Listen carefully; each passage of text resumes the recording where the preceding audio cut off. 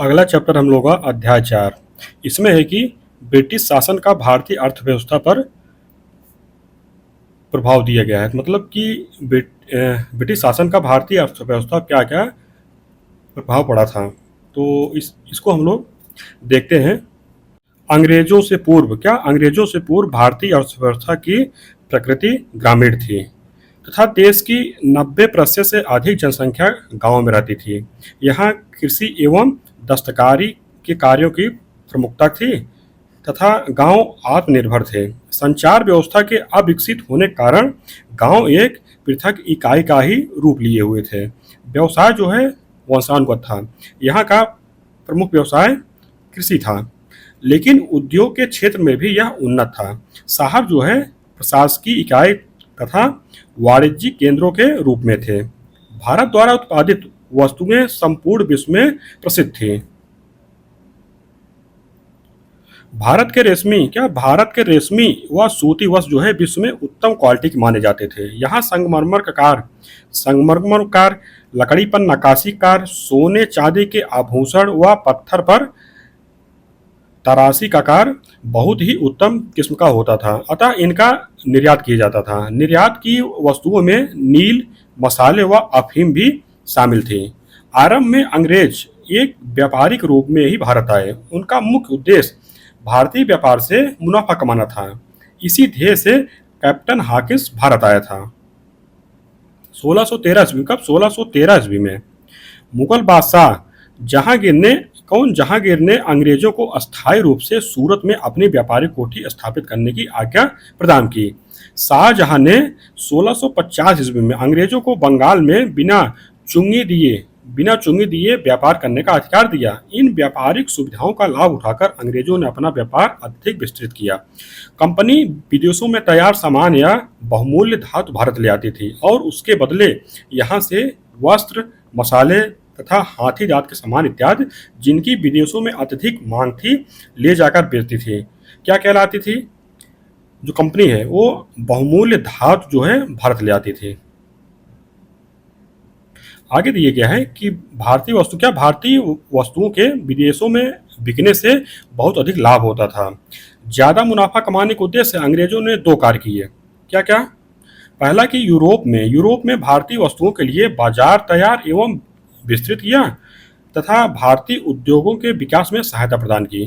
भारत में यूरोपीय कंपनियां भारतीय उत्पादों को ददनी यानी कि पेशगी देकर जो है क्या करती थी? माल तैयार करवाती थी। उन्हें खरीदकर कोठियों में एकत्र कर विदेश भेज देती थी। कंपनी की इस नीति से भारत की आर्थिक समृद्धि हो रही थी। असंतुलित व्यापार जो है भारत का आयात कम या निर्यात अधिक के कारण भारत की संपदा में विकास ही हुआ। फलतः भारतीय शासकों ने यूरोपीय कंपनियों के व्यापार को प्रतिबंधित नहीं किया, बल्कि उन्हें संरक्षण एवं सुविधाएं भी प्रदान की।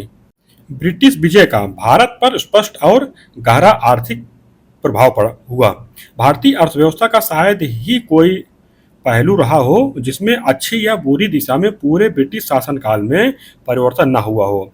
यहाँ हम परीक्षा उपयोगी दृष्टि से महत्वपूर्ण ब्रिटिश राज के आर्थिक प्रभावों का अधोलिखित शीर्षकों के अंतर्गत अनुशीलन करेंगे। जैसे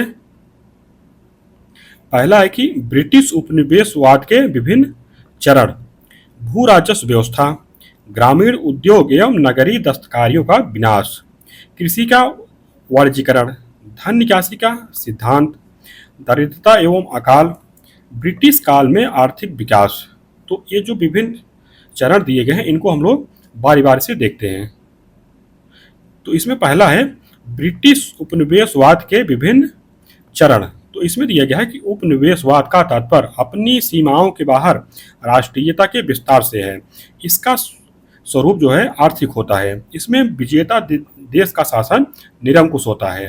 वास्तव में यह साम्राज्यवाद का ही अपेक्षाकृत एक नवीन रूप है।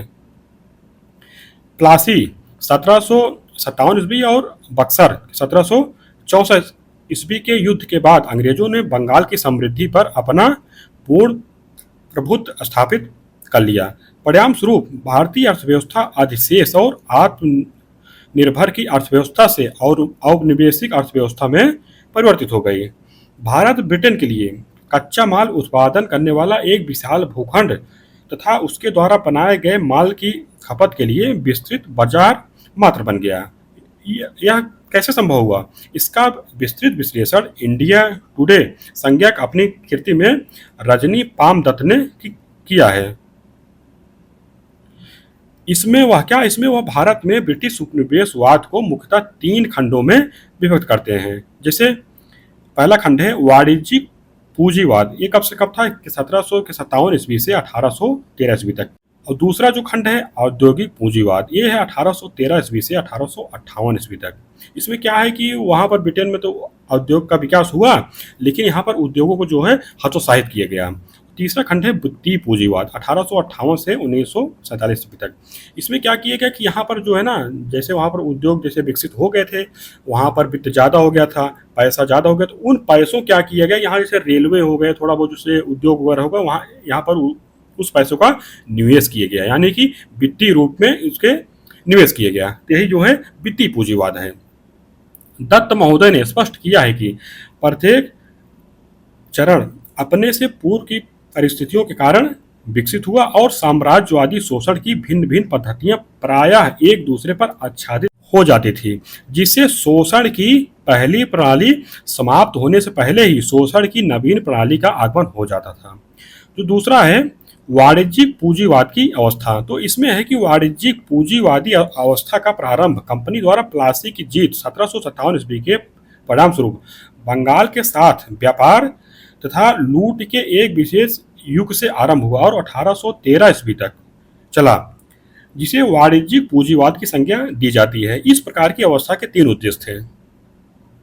जैसे क्या था कि व्यापार पर एकाधिकार करके संभावित प्रतिद्वंदियों को समाप्त करना। दूसरा है कि कंपनी द्वारा वस्तुओं को कम से कम मूल्य पर खरीदकर अधिक से अधिक मूल्य पर बेचना। तीसरा है कि उक्त दोनों उद्देश्यों की प्राप्ति हेतु देश पर राजनीतिक नियंत्रण स्थापित करना। तो इसमें एक उपनिवेशवाद की इस प्रथम अवस्था को ही पर्सियल स्पियन ने खुली और बेशर्म लूट की संज्ञा से अभिहित किया।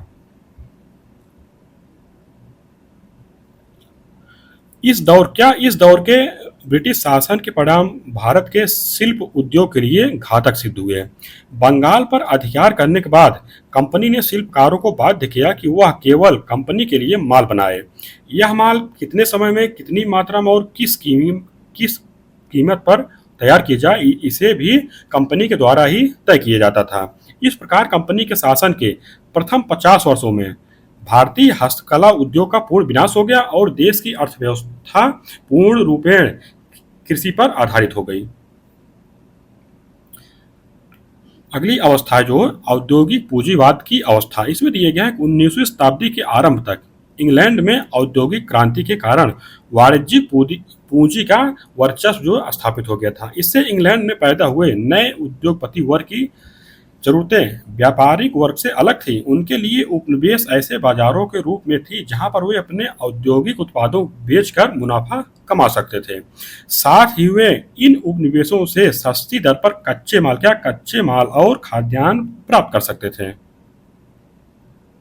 उपनिवेशों के महत्व में इस परिवर्तन का प्रभाव भारत में ब्रिटिश साम्राज्यवाद के स्वरूप पर भी पड़ा और शोषण का दूसरा चरण आरंभ हो गया, जिसे औद्योगिक पूंजीवाद का चरण नाम दिया गया है। इसका प्रारंभ जो है 1813 से माना जाता है, जब भारत के व्यापार से कंपनी का एकाधिकार समाप्त कर दिया गया। यह दौर जो है 1858 ईस्वी में अपने चरम पर पहुंच गया था। 1858 में क्या हुआ था कि जो एक कंपनी का जो शासन था उसको ही पूर्ण रूप से समाप्त कर दिया गया था। तो साम्राज्यवाद के इस चरण में योजनाबद्ध तरीके से भारतीय हस्तशिल्प उद्योगों का विनाश किया गया। भारतीय हस्तशिल्प के माल को पहले विदेशी और फिर भारतीय बाजार से बाहर कर दिया गया। यह नीति विशेषकर भारत के वस्त्र उद्योग के प्रति अपनाई गई। इस नीति को कार्य रूप देने के लिए विभेदकारी आयात निर्यात कर लगाए गए। भारत आने वाले सूती कपड़ों पर आयात कर मात्र 3 से 5% लगाया गया, जबकि भारत से जाने वाले कपड़ों पर 10% निर्यात कर लगाया गया। जो नीति भारत के कपड़ा उद्योग के संबंध में थी वही अन्य उद्योगों के संबंध में भी अपनाई गई। इसका परिणाम यह हुआ कि भारत के कपड़ा, बर्तन, कागज, चीनी, लोहा व कांच उद्योग नष्ट हो गए। हस्तशिल्प उद्योग के बर्बाद होने का सीधा प्रभाव भारत के आयात निर्यात की प्रकृति पर पड़ा और अब वह निर्यात विनिर्मित वस्तुओं का न होकर कच्चे माल का ज्यादा होने लगा। इसके अलावा खाद्यान्नों के निर्यात में भी वृद्धि हुई थी। परिणाम स्वरूप देश में अनाज की कमी तथा खाद्यान्न के मूल्य में वृद्धि हुई। दूसरी ओर ब्रिटेन के सूती कपड़ों के आयात में उत्तरोत्तर वृद्धि हुई। यद्यपि भारत में आर्थिक शोषण के नए रूपों ने अंग्रेजों को कुछ विकासात्मक कार्य भी करने के लिए मजबूर किया, जैसे तैयार माल को देश के भीतरी भागों तक पहुंचाने और वहां से खाद्यान्नों को बंदरगाहों तक लाने या कच्चे माल को बंदरगाहों तक लाने की आवश्यकता ने यातायात साधनों का विकास और मार्गों की सुरक्षा के लिए ब्रिटिश शासकों को मजबूर होना पड़ा। इस परिप्रेक्ष्य में सर्वाधिक क्रांतिकारी कार्य जो है रेलवे का विकास माना गया। इसके अलावा प्रशासन के बढ़ते कार्यों, व्यापारिक संगठनों व संस्थानों के लिए अंग्रेजी पढ़े लिखे कर्मचारियों की आवश्यकता ने एक नई शिक्षा व्यवस्था लाने के लिए प्रेरित किया। साम्राज्यवाद का यह दूसरा चरण भारत में अनेक प्रकार के परिवर्तन लेकर आया, जिससे भारतीयों के बीच राष्ट्रवादी भावना का भी मजबूत हुई। अगली अवस्था है, जो तीसरी अवस्था है, ये वित्तीय पूंजीवाद की अवस्था है। इसमें है कि 1858 से 1947 ईस्वी के मध्य भारत में वित्तीय पूंजीवाद का चरण रहा। 1857 के विद्रोह के पश्चात ब्रिटेन के पूंजीपतियों ने भारत में बड़े पैमाने पर पूंजी का निवेश किया। इसके कई कारण रहे, जैसे प्रथमतः ब्रिटेन में औद्योगिक विकास एवं औपनिवेशिक बाजारों के शोषण के फलस्वरूप एकत्र अपार पूंजी, और दूसरा मार्क्स एवं एंजल्स के द कम्युनिस्ट मैनिफेस्टो के अंग्रेजी अनुवाद के प्रभाव से मजदूरों की बढ़ती हुई शक्ति से पूंजीपतियों का आशंकित होना, और है कि भारत के विशाल बाजार पर कब्जा करने के महत्व से उद्योगपतियों का परिचित होना और भारत में सस्ते श्रम की उपलब्धता का लोभ आदि ने भारत में ब्रिटिश वित्तीय पूंजी के प्रवेश मार्ग को सुगम बनाया। आगे दिए गया है, यह निवेश मुख्यतः रेल, बागान उद्योग जैसे चाय, कॉफी, रबड़ के बागानों, सड़क, सिंचाई, कोयला खानों, बैंकिंग तथा सरकार को कर्ज देने में किया। ध्यातव्य है कि 1858 ईस्वी बाद भारत सरकार के ऋण में तीव्र वृद्धि हुई। यह ऋण जो है ज्यादातर ब्रिटिश पूंजीपतियों के द्वारा ही दिया गया। 1858 ईस्वी में जब कंपनी शासन का अंत हुआ तो भारत पर 7 करोड़ पाउंड का कर्ज था। कितना था? 7 करोड़ पाउंड का कर्ज। यह कर्ज 1939 ईस्वी में 88 करोड़ 42 लाख हो गया।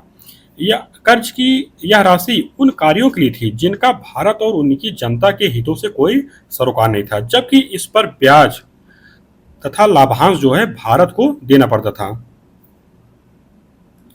आगे भारत में रेलों का निर्माण निजी पूंजी से लाभ की गारंटी व्यवस्था के माध्यम से कराया गया, जिसके अनुसार इस पूंजी निवेश पर 5% लाभ की गारंटी जो है सरकार द्वारा दी जाती थी, जबकि सिंचाई व्यवस्था में निवेश पर इस तरह की कोई गारंटी नहीं दी गई, जिसके कारण इस क्षेत्र में निवेश सीमित रहा। इस सीमित निवेश का बोझ जो है लगान बढ़ाकर किसानों पर डाल दिया गया।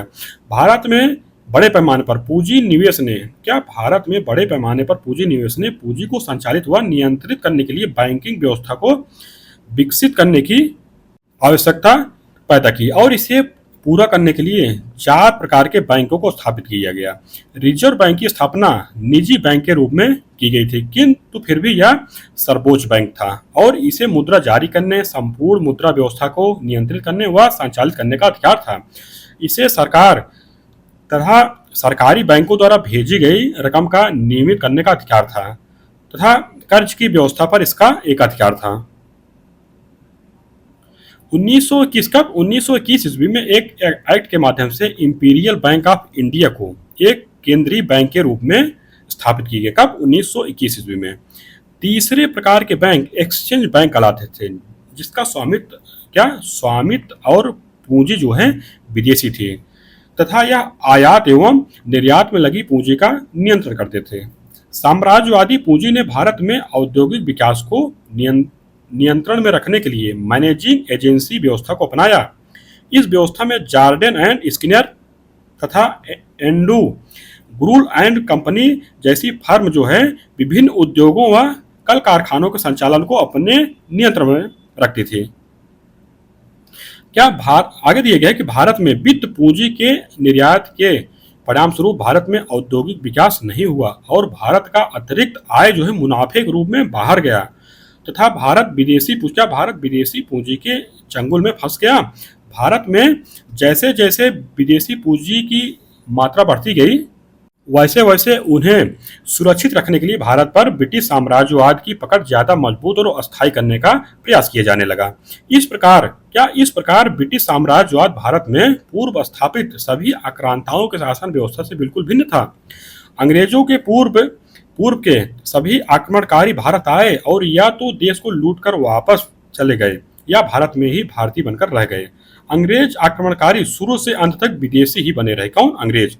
उन्होंने भारत को लूटने का जो सिलसिला 1757 में शुरू किया वह 1947 तक जारी रहा और लूट की इस प्रक्रिया के दौरान उन्होंने भारत के आर्थिक ढांचा को ही नष्ट कर दिया। अगली जो व्यवस्था हम लोगों की वो है भू राजस्व व्यवस्था।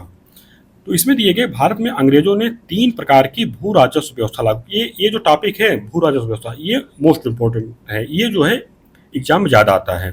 तो इसमें दिया गया है कि बंगाल, बिहार, उड़ीसा, उत्तरी पश्चिमी प्रांत के बनारस खंड और उत्तरी कर्नाटक में भूमि का स्थायी बंदोबस्त अर्थात जमींदारी प्रथा प्रचलित की जो समस्त भारत की 19% भाग भूमि थी। दूसरी व्यवस्था रैयतवाड़ी थी जो बंबई मद्रास क्षेत्र के अधिकतर भागों और असम और अन्य भागों में प्रचलित थी जो समस्त भूमि के 51% भाग पर लागू थी। तीसरी व्यवस्था थी माहलवाड़ी व्यवस्था जो उत्तर पश्चिम प्रांत, मध्य प्रांत एवं पंजाब में प्रचलित की गई और समस्त भूमि के 30% भाग पर लागू थी। इन सभी भू राजस्व व्यवस्थाओं का उद्देश्य जो है अधिक से अधिक राजस्व प्राप्त करना एवं भारत से कच्चे माल का निर्यात करना था। यहाँ हम उक्त व्यवस्थाओं का प्रतियोगी परीक्षाओं के दृष्टि से अनुशीलन करेंगे। जैसे जो पहली व्यवस्था है अस्थायी बंदोबस्त है।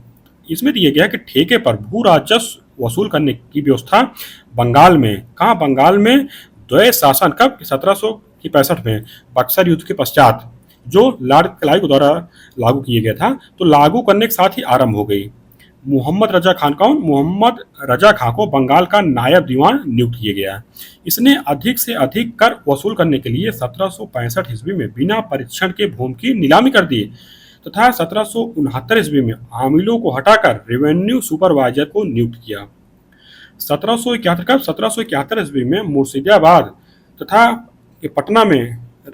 पटना में रेवेन्यू काउंसिल तथा कंट्रोलिंग कमेटी की स्थापना की गई।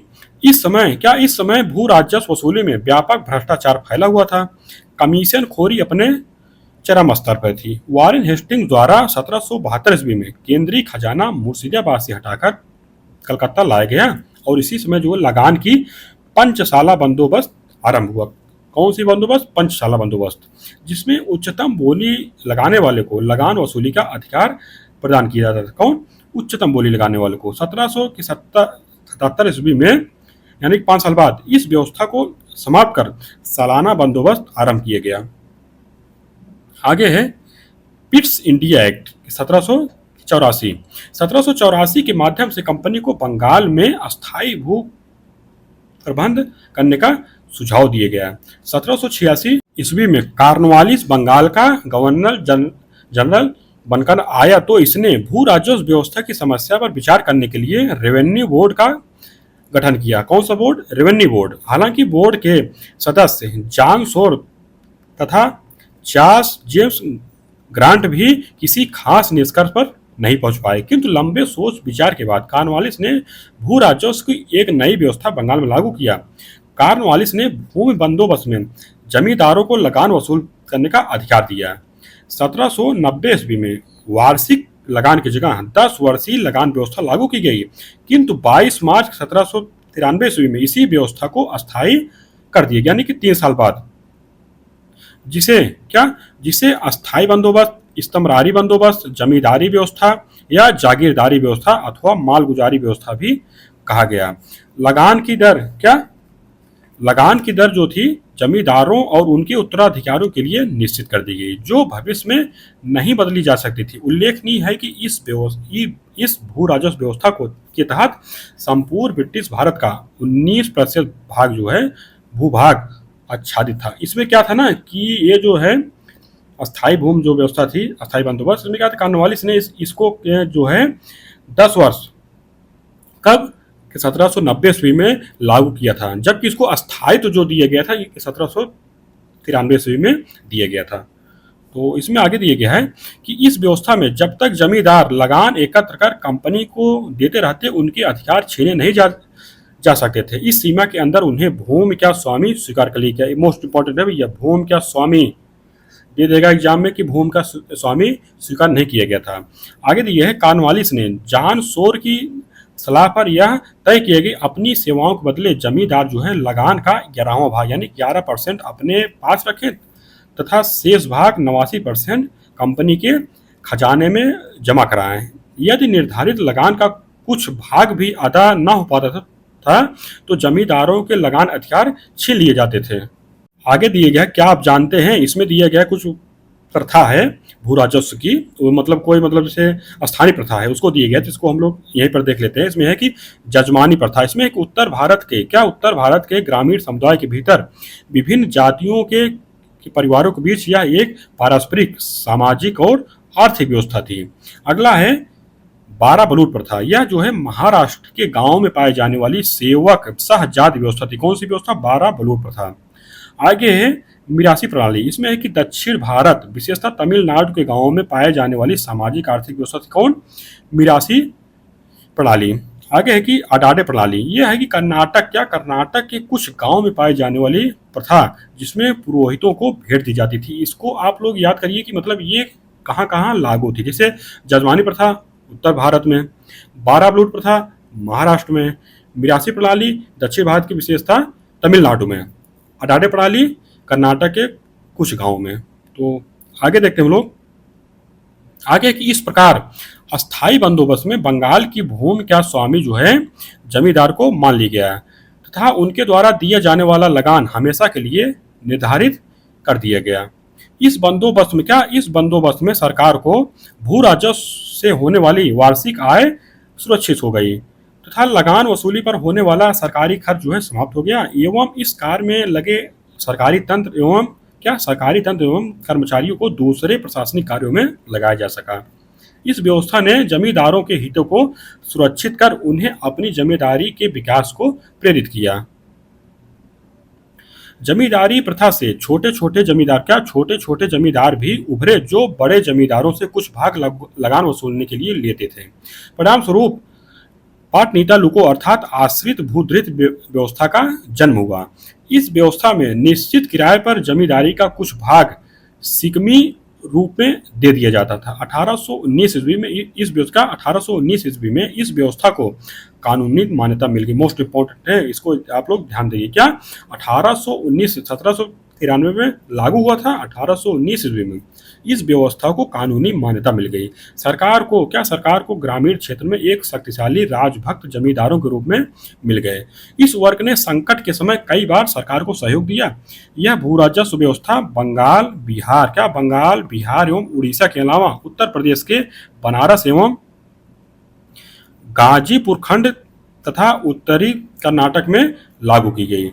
जमींदारों द्वारा किसानों का शोषण, किसानों का सरकार से संपर्क न होना, कंपनी की आय में कमी, सूर्यास्त कानून जिसमें यह प्रावधान था कि निश्चित दिन के सूर्यास्त तक भू कर जमा करना अनिवार्य है, अन्यथा जमींदारों की जागीर जब्त हो जाती थी, का भय आदि इस व्यवस्था के दोष थे। यहाँ स्थायी बंदोबस्त के लाभों तथा हानियों के परिप्रेक्ष्य में कुछ इतिहासकारों के मतों का उल्लेख करना समीचीन होगा। जैसे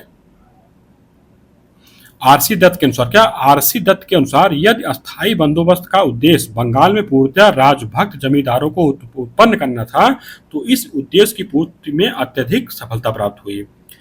दूसरे हैं इतिहासकार पी रॉबर्ट्स के अनुसार, स्थायी भूमि व्यवस्था ने ब्रिटिश शासन को स्थायित्व और लोकप्रियता प्रदान की। प्रांत को सबसे अधिक समृद्धशाली बनाने में सहायता प्राप्त हुई। आरसी दत्त के अनुसार लॉर्ड कॉर्नवालिस का 1793 ईस्वी का स्थायी बंदोबस्त बुद्धिमत्तापूर्ण और सफल था, जिसने भारत में ब्रिटिश शासन के स्थायित्व को योगदान दिया।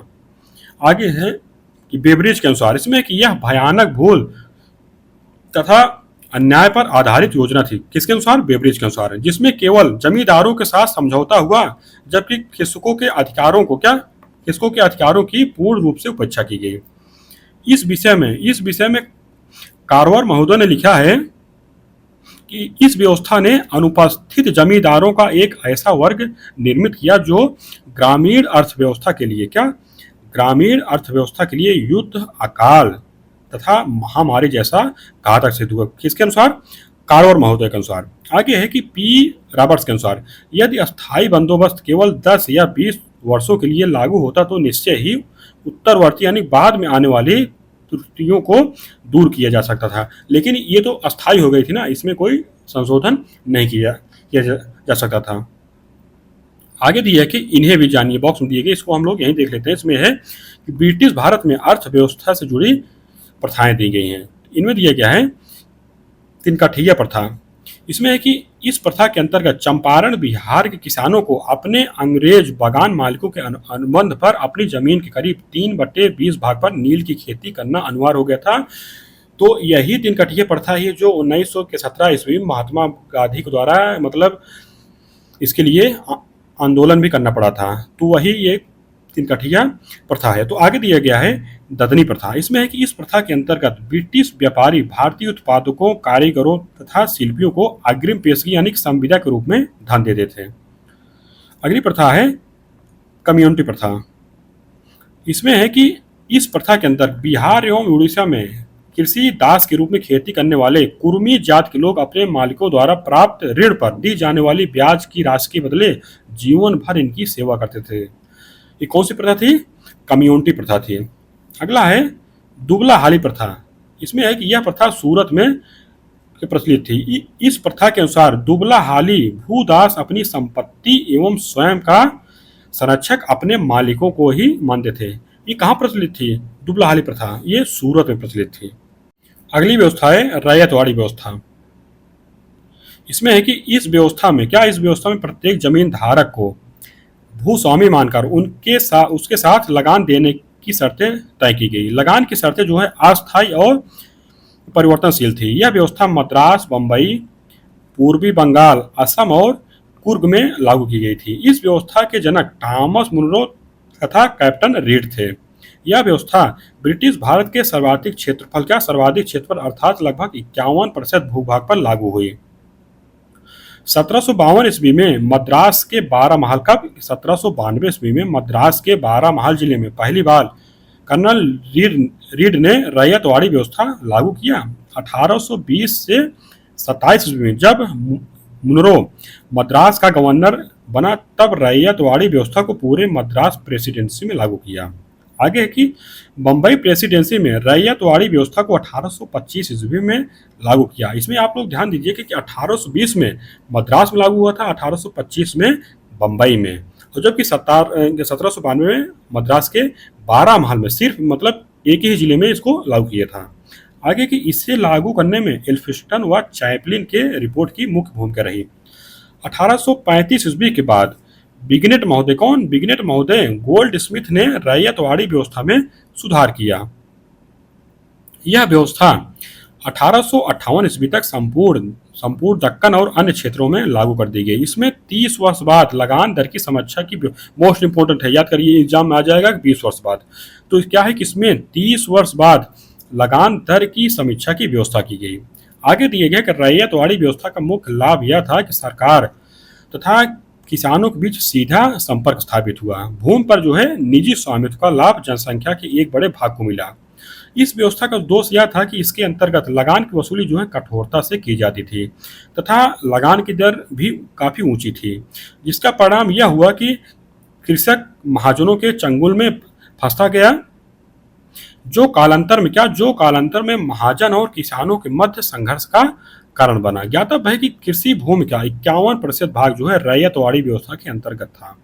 अगली जो व्यवस्था है कृषि व्यवस्था यानी कि जो राजस्व व्यवस्था महालवाड़ी व्यवस्था है, इसमें है कि महालवाड़ी व्यवस्था का प्रस्ताव सर्वप्रथम 1819 यानी सबसे लास्ट में 1819 में हाल्ट मैकेंजी ने किया था। इस व्यवस्था के संबंध में उन्होंने यह सुझाव दिया कि भूमि का सर्वेक्षण किया जाए, भूमि से संबंधित व्यक्तियों के अधिकारों का ब्यौरा रखा जाए, अधिकारों का ब्यौरा, लगान के निर्धारण हेतु गांव या गांव के समूह यानी महाल को इकाई माना जाए तथा निर्धारित लगान को वसूल करने का दायित्व गांव के मुखिया यानी कि लंबरदार को दिया जाए। मैकेंजी के उपरोक्त प्रस्तावों को 1822 में रेगुलेशन 7 के माध्यम से कानूनी रूप दे दिया गया। इस रेगुलेशन के तहत भूमि कर भू उपज का 80% निश्चित किया गया। समय के साथ रेगुलेशन 7 को लागू करने में जब कुछ समस्या उत्पन्न होने लगी तो 1833 में विलियम बेंटिक के समय इसे संशोधित करके रेगुलेशन 9 पारित किया गया, जिसे मार्टिन बर्ड तथा जेम्स टॉमसन ने क्रियान्वित किया। नए अधिनियम में व्यवस्था की अवधि को 30 वर्ष रखा गया तथा भू राजस्व में सरकार का हिस्सा 66% तय किया गया। इन सुधारों का मार्टिन बर्ड को उत्तरी भारत में भू व्यवस्था का जनक माना गया। किसको? मार्टिन बर्ड को। महालवाड़ी व्यवस्था उत्तरी यानी कि आगरा अवध तक, दक्षिणी भारत, मध्य प्रांत यानी कि मध्य प्रदेश के अलावा पंजाब के कुछ भागों में तथा दक्षिण भारत के कुछ जिलों में भी लागू किया गया। इस व्यवस्था के अंतर्गत ब्रिटिश भारत की 30% भूमि शामिल थी। 1855 ईस्वी में लॉर्ड डलहौजी के समय में सहारनपुर नियम के अनुसार, क्या मोस्ट इंपॉर्टेंट है भैया, सहारनपुर नियम के अनुसार लगान की राशि 50% निर्धारित की गई, किंतु इसमें भविष्य की बढ़ोतरी को भी ध्यान में रखा गया। फलतः कृषकों पर अतिरिक्त बोझ बढ़ गया। ब्रिटिश भारत में भू राजस्व की तीनों पद्धतियों में भू राजस्व की ऊंची दरों के कारण कृषक वर्ग की दशा अत्यंत शोचनीय और दयनीय हो गई। उसकी इस बढ़ती हुई दुर्दशा की ओर शासक वर्ग ने कभी भी कोई ध्यान नहीं दिया, क्योंकि ब्रिटिश सरकार का एकमात्र लक्ष्य अधिक से अधिक भू राजस्व का संग्रहण करना था। कृषि उत्पादन के साधनों में या कृषकों की दशा में सुधार करना नहीं था। आगे देखिए, सरकार अपने लिए निश्चित आय तो चाहती ही थी, साथ ही देश के साधन संपन्न वर्ग जैसे जमींदार या धनी कृषक वर्ग को प्रसन्न भी रखना चाहती थी। इसलिए दीन दुखी कृषक वर्ग जो है सरकार का ध्यान अपनी ओर आकर्षित ना कर सका। आगे बॉक्स में दिया गया है कि भू राजस्व से संबंधित समितियां या आयोग, इसमें हम लोग इसको देख लेते हैं। तो इसमें दिया गया है समिति आयोग और उसका स्थापना वर्ष दिया गया और उसके उद्देश्य यानी कि सिफारिशें दी गई। तो इसमें है कि अमीनी समिति, इसकी स्थापना ये कब हुई थी कि 1778 ईस्वी में। इसका जो उद्देश्य था कि भू राजस्व तथा अकाल से संबंधित, कौन? अमीनी समिति।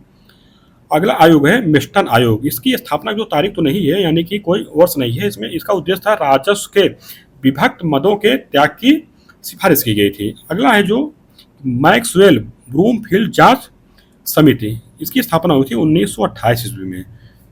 इसका उद्देश्य था कि बारदोली के भूमि कर पुनर्मूल्यांकन में कमी को उजागर किया और भूमि कर में वृद्धि दर को 6.03% करने का सुझाव दिया। कौन सा था? मैक्सवेल ब्रूमफील्ड जांच समिति। अगली समिति है नियमर समिति। इसकी स्थापना 1936 ईस्वी में। इसका जो उद्देश्य था यानी कि जो सिफारिश की गई थी, तो केंद्र तथा राज्यों के बीच वित्तीय संबंधों के विषय में सुझाव। कौन सी थी समिति? नियमर समिति। अगली समिति है फ्लाउड आयोग। ये 1940 में स्थापना हुई थी इसकी। इसका उद्देश्य था कि बटाईदारों की हिस्सेदारी 2/3 निश्चित किया। फलतः बंगाल में तेभागा आंदोलन को प्रेरणा मिली। कौन सा था? फ्लाउड आयोग था। आगे दी गई ग्रामीण उद्योग एवं नगरीय दस्तकारियों को पतन दिया गया है। तो उसके विषय में दिया गया कि ब्रिटिश सरकार ने भारत के लघु और कुटीर उद्योगों की ओर कोई ध्यान नहीं दिया, जिसके कारण 1757 से 85 ईस्वी के मध्य जहां इंग्लैंड में तेजी से औद्योगिक विकास हुआ, यानी कि हारग्रीव्स ने कताई मशीन का आविष्कार किया गया। जेम्स वाट के द्वारा भाप का इंजन, आर्कराइट ने water frame, Crompton spinning mule तथा कार्टराइट ने पावर लूम का आविष्कार किया। तो इसमें क्या है कि औद्योगिक विकास हुआ, वहीं भारत में उसका तीव्रता से पतन हुआ। आगे दिए गए कि यदि ब्रिटिश शासन से पूर्व हस्तकला उद्योग पर दृष्टिपात किया जाए तो भारत इस क्षेत्र में विश्व विख्यात था। अपनी तीव्र बुद्धि, सूक्ष्म जानकारी और सृजनात्मक प्रतिभा के कारण भारतीय उद्योग जो है पाश्चात्य देशों की अपेक्षा आगे बढ़े हुए थे। उद्योगों में भारतीय वस्त्र उद्योग सर्वाधिक विकसित था। ढाका का मलमल, कहाँ का? ढाका का मलमल, लाहौर के गलीचे, कश्मीर की साल, बनारस का जरी काम, अहमदाबाद की धोतियाँ व दुपट्टे, क्या अहमदाबाद की धोतियाँ व दुपट्टे, लखनऊ का चिकन, बॉर्डर के लिए नागपुर का सिल्क उद्योग प्रसिद्ध था। डैफो नामक लेखक ने अपने उपन्यास रॉबिन्सन क्रूसो में शिकायत की थी कि भारतीय कपड़ा हमारे घरों, अलमारियों और शयन के कक्षों तक में घुस गया है। वस्त्र उद्योग के अतिरिक्त, क्या वस्त्र उद्योग के अतिरिक्त जहाज निर्माण उद्योग, चमड़ा उद्योग, संगमरमर पत्थर, हाथी दांत, लकड़ी व चंदन की तराशी व नक्काशी भी विश्व प्रसिद्ध था। मुरादाबाद जो है पीतल, कांसे व तांबे में, तो हथियारों के लिए कच्छ, सिंध व पंजाब प्रसिद्ध था। शीशे का उद्योग कोल्हापुर, सतारा, गोरखपुर, आगरा और बालाघाट में होते थे। आगे दिए गए कि ब्रिटिश काल, क्या ब्रिटिश काल में कंपनी की आर्थिक नीतियों तथा भारतीय रियासतों पर उनके अधिकार से भारतीय उद्योग व दस्तकारी पर सीधा असर हुआ। ब्रिटिश शासन ने ऐसी नीतियां बनाई जिससे ब्रिटिश तैयार माल की बड़ी खपत भारत में हो सके, अर्थात उन्हें एक बड़ा बाजार मिल सके। इसलिए उन्होंने अनेक प्रतिबंध लगाए। जैसे 1820 ईस्वी के बाद ब्रिटिश बाजारों के दरवाजे भारतीय मालों के लिए बंद करना। कब? 1820 के बाद। 1835 ईस्वी में भारत में रुई से तैयार ब्रिटिश माल पर, क्या भारत में रुई से तैयार ब्रिटिश माल पर केवल 2.5% आयात कर लगाना, जबकि भारत की बनी हुई रुई के माल पर 15% चुंगी वसूल करना। 1849 ईस्वी में समुद्री नियम में परिवर्तन करना, जिससे इंग्लैंड का कोई भी माल केवल इंग्लैंड के जहाज से ही आ सकता था, अन्य से नहीं। भारतीय रेशमी और सूती कपड़ों पर इतना अधिक निर्यात कर लगा देना कि इंग्लैंड के बाजारों में उनका प्रवेश ही ना हो सके। 1877 ईस्वी में ब्रिटिश निर्मित कपड़े पर से आयात शुल्क हटा लेना आदि अनेक प्रतिबंधों के कारण भारत का लघु व कुटीर उद्योग ध्वस्त हो गया। कंपनी के कर्मचारी जुलाहों पर अत्यधिक अत्याचार करते थे। वे कम मूल्य पर वस्त्र तैयार करने के लिए उनको बाध्य करते थे। जुलाहों पर दबाव बनाने के लिए पहले उनको पेशगी दी जाती थी, जिसे ददनी प्रथा की संज्ञा दी गई थी। इसके द्वारा कंपनी के कर्मचारी जुलाहों को कुछ मुद्रा पेशगी में देते थे और बदले में एक निश्चित शर्तनामा लिखवा देते थे कि वे एक निश्चित तिथि पर निश्चित मात्रा और मूल्य पर वस्त्र तैयार करके देंगे। इस प्रथा के शोषण से तंग आकर जुलाहों ने अपना परंपरागत पेशा ही छोड़ दिया। फलता पारंपरिक वस्त्र उद्योग का तीव्रता से पतन हुआ और भारत का बाजार ब्रिटेन के वस्त्रों से पट गया। दूसरा कारण रजवाड़ों की समाप्ति रही। भारतीय शासक और उनके दरबार, जो कि हस्तशिल्प की वस्तुओं के मुख्य ग्राहक थे, धीरे धीरे लुप्त हो जाने से भी इन उद्योगों को बड़ा धक्का लगा। इसके अलावा शासक वर्ग के रूप में भारतीय शासकों और कुलीन वर्ग का स्थान ब्रिटिश अधिकारियों तथा सैनिक अफसरों ने ले लिया, जिन्होंने बिल्कुल निरपवाद रूप से ब्रिटेन के उत्पादों को अपनाया। कच्चे माल का निर्यात करने की ब्रिटिश नीति से भी भारतीय हस्तशिल्पों को धक्का लगा, क्योंकि कपास और चमड़े जैसे कच्चे माल की कीमतें बढ़ गई। इससे हस्तशिल्प की वस्तुओं की कीमतें बढ़ी तथा विदेशी वस्तुओं के साथ प्रतियोगिता में ठहरने की उनकी क्षमता घट गई। इस प्रतियोगिता ने भारतीय बुनकरों का बाजार छीन लिया और उनको आर्थिक रूप से नष्ट कर दिया गया। इसी के साथ पारंपरिक रूप से महत्वपूर्ण उद्योगों जैसे रेशम, ऊन, लोहा, कांच आदि के क्षेत्रों में ह्रास होने लगा। फलतः भारतीय विनिर्माण उद्योगों का विध्वंस हो गया। आगे है कि तीसरा प्रमुख कारण मशीनों का आविष्कार। क्या मशीनों का आविष्कार और यातायात के नवीन साधनों की खोज थी, जिसने लोक जीवन में क्रांति ला दी। बाजार में मशीनों से बनी वस्तुओं का मूल्य कम होता था, जबकि हाथ से बनी वस्तुओं का मूल्य अधिक होता था। साथ ही पक्की सड़कों, रेलों और बंदरगाहों ने माल की पहुंच को दूर दराज के क्षेत्रों तक उपलब्धता सुनिश्चित कर दिया है, जिससे ब्रिटिश तैयार माल जो है आयात बढ़ा, यानी कि ब्रिटिश तैयार माल का आयात बढ़ा तथा कच्चे माल का निर्यात भी बढ़ा। फलतः लाखों भारतीय कारीगर बेरोजगार हो गए। इन सबके अतिरिक्त उद्योगों के पतन के कुछ और भी प्रमुख कारण थे, जैसे कच्चे माल की खपत की कोई उचित व्यवस्था न होना, उद्योगों का संगठित व व्यवस्थित न होना, भारतीयों में राष्ट्रीय भावना की कमी होना, आधुनिक मशीनों द्वारा सस्ता माल तैयार करना, हस्तकला का उन्नत न होना, नवधनाढ़ वर्ग का ब्रिटिश माल के प्रति आकर्षण व देसी राजाओं का संरक्षण खत्म होना आदि जैसे अनेक कारण थे, जिनके फलस्वरूप परंपरागत उद्योग व हस्तकला शीघ्र ही नष्ट हो गए। कारीगर व दस्तकार बेकार हो गए। इसे ही भारत में अनुद्योगीकरण यानी कि डी इंडस्ट्रियलाइजेशन का नाम दिया गया। इसका स्थान अंग्रेजों के विशाल उद्योग धंधों ने ले लिया। कार्ल मार्क्स ने लिखा है कि यह अंग्रेज घुसपैठिया था जिसने भारतीय हथकरघा और चरखों को तोड़ दिया। फलस्वरूप भारत जहां मुख्य निर्यातक राष्ट्र था, अब वह आयातक राष्ट्र बन गया। जो व्यापार संतुलन भारत के पक्ष में था, वह अब असंतुलित हो गया था। 1700 ईस्वी में भारत का जो वर्णन बर्नियर द्वारा किया गया था कि बंगाल में धन के आने के 100 दरवाजे हैं, 100 दरवाजे हैं, पर बाहर जाने के लिए एक भी नहीं है। वह 1860 ईस्वी तक आते आते असत्य प्रतीत होने लगा, क्योंकि अब धन भारत नहीं आ रहा था, बल्कि आयात व करों के माध्यम से लगातार बाहर जा रहा था। इस प्रकार ब्रिटिश शासन के अंतर्गत देश में एक ओर तो भारत का अनउद्योगीकरण आरंभ हुआ, तो दूसरी ओर कृषि का वाणिज्यीकरण हुआ। कृषि पर लोगों का निर्भरता बढ़ी। कृषि पर बढ़ता हुआ यह दबाव ब्रिटिश शासन के दौरान भारत की घोर गरीबी के मुख्य कारणों से एक था। आगे इसी में बॉक्स में दिए गए ध्यान दें, इसमें है कि इंपीरियल प्रेफरेंस शब्द का प्रयोग भारत में ब्रिटिश आयातों पर दी गई विशेष रियायतों के लिए किया जाता था। भारतेंदु हरिश्चंद्र ने अपने साहित्य में धन निकासी सिद्धांत का उल्लेख किया। कौन? भारतेंदु हरिश्चंद्र ने। 1861-62 में भारत से कपास निर्यात बढ़ने का कारण अमेरिका का गृह था। कब? 1861-62 में।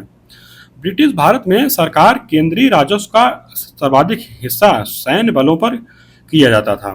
कतिपय स्रोतों के अनुसार यह लगभग 40% होता था।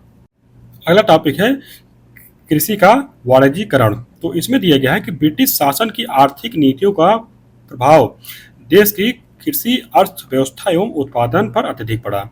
भू व्यवस्था में की परिवर्तन के बाद अब बारी थी कृषि उत्पादन में परिवर्तन की। इसमें है कि 19वीं सदी से पूर्व भारत कृषक जो है आजीविका के लिए कृषि करता था, परंतु 1813 ईस्वी में इंग्लैंड की औद्योगिक क्रांति को तीव्रता देने के लिए कच्चे माल की आवश्यकता थी, जिसका माध्यम को कौन बना? भारतीय कृषि बनी। कृषकों को जबरन ऐसी फसलें उत्पादित करने के लिए बाध्य किया जाने लगा जिनको बाजार में आसानी से बेचा जा सकता था। इन्हें नकदी फसल की संज्ञा दी गई। इसमें है कि नकदी फसलों में विदेशी पूंजी का निवेश आरंभ हो गया। ये नकदी फसलें प्रमुख रूप से कपास, रेशम, नील, अफीम, चाय एवं कॉफी थी। चाय व कॉफी के बागान पूर्ण रूप से विदेशी पूंजी के नियंत्रण में थे।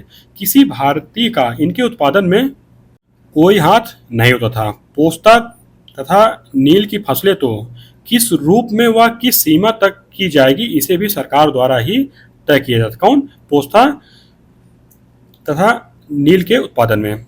कपास व कच्चा रेशम ब्रिटेन के बुनकरों के लिए उगाया जाता था, साथ ही चीन को भी बेचा जाता था। अफीम की तस्करी भी चीन को की जाती थी। चाय की फसल उगाने पर विशेष बल दिया गया ताकि ब्रिटेन को चाय के लिए चीन पर निर्भर न रहना पड़े। 1833 ईस्वी में अंग्रेजों को भारत में भूमि खरीदने की अनुमति मिल गई। इस अधिनियम से चाय और चीन के साथ व्यापार से कंपनी का एकाधिकार समाप्त हो गया। भारत में पहला चाय बागान पहला चाय बागान जो है 1835 ईस्वी में असम में लगाया गया और इस चाय को 1838 में लंदन में बेचा गया। असम चाय कंपनी की स्थापना 1839 में की गई, जो प्रथम चाय कंपनी थी। चाय बागानों में काम करने के लिए नागपुर से बधुआ मजदूरों को लाया गया और उनका शोषण आरंभ हो गया। इस प्रकार कृषि के वाणिज्यीकरण से कृषकों व मजदूरों का शोषण बढ़ गया। नील की खेती और उसके द्वारा कृषकों के शोषण की कहानी को नील दर्पण में प्रमुखता से दर्शाया गया है। भूमि कर का अत्यधिक होने से भारतीय किसान ऋण के चक्रव्यूह में फंसता गया। कभी कभी तो उसे अपनी खड़ी फसल कम कीमत पर बेचनी पड़ती। बाद में व्यापारी उस पर मुनाफा कमाता था। खेती करना अब घाटे का सौदा हो गया था। लगान समय से न दे पाने व ऋण न चुकाने पर किसानों को अपनी जमीन से वंचित होना पड़ता था। अब खेतिहर मजदूरों की संख्या बढ़ने लगी थी। 1928 ईस्वी में कृषि पर शाही आयोग बनाया गया, जिसने इस दास्ता को अपनी रिपोर्ट में दर्शाया है।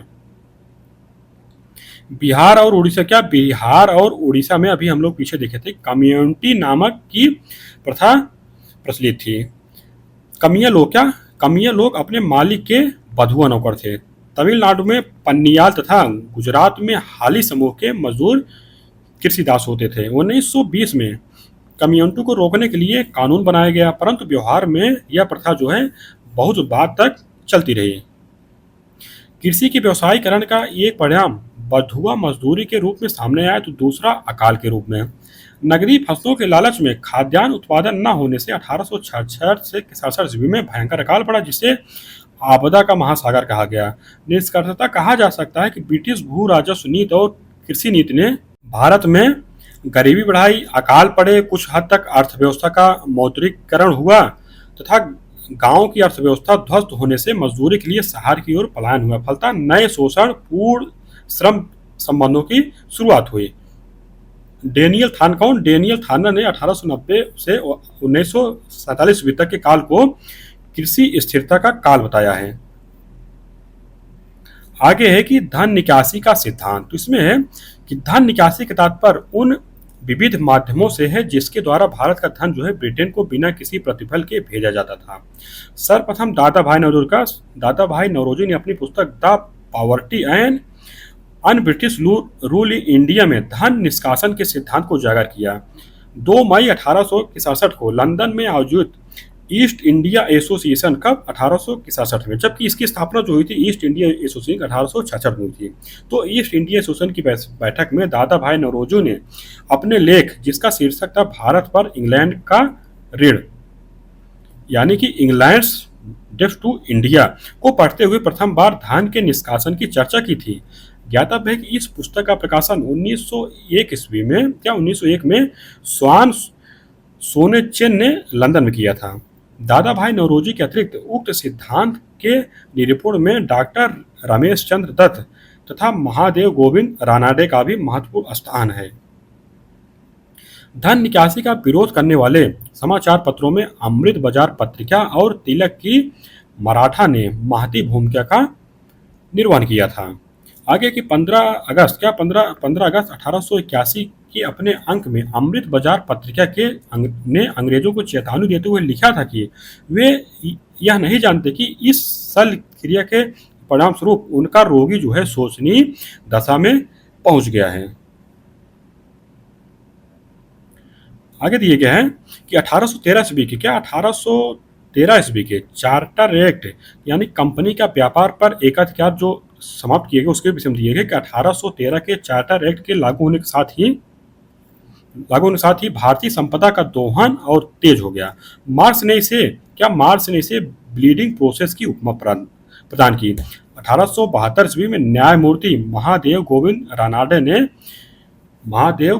रानाडे ने पुणे में भारतीय व्यापार और उद्योग पर एक व्याख्यान दिया, जिसमें उन्होंने भारत से पूंजी और संसाधनों के बहिर्गमन की आलोचना की और कहा कि राष्ट्रीय पूंजी का 1/3 भाग किसी न किसी रूप में भारत से बाहर ले जाया जा रहा है। दादा भाई नौरोजी ने इसे अनिष्ट की संज्ञा प्रदान की। नौरोजी ने इसे निरूपित करते हुए कहा कि भारत का धन बाहर जाता है और फिर वही धन जो है भारत में ऋण के रूप में आ जाता है और इस ऋण के लिए और अधिक ब्याज, एक प्रकार का यह ऋण कुचक्र सा बन जाता है।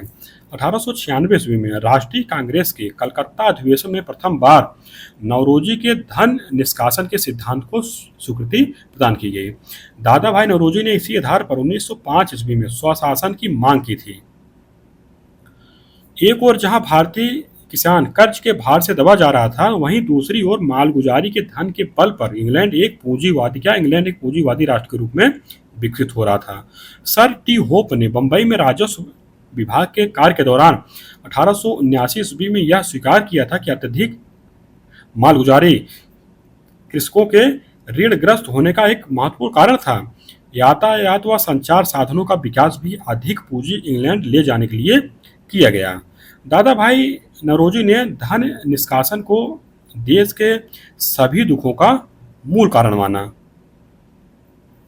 इसलिए धन निष्कासन पर अनेक लेख लिखे।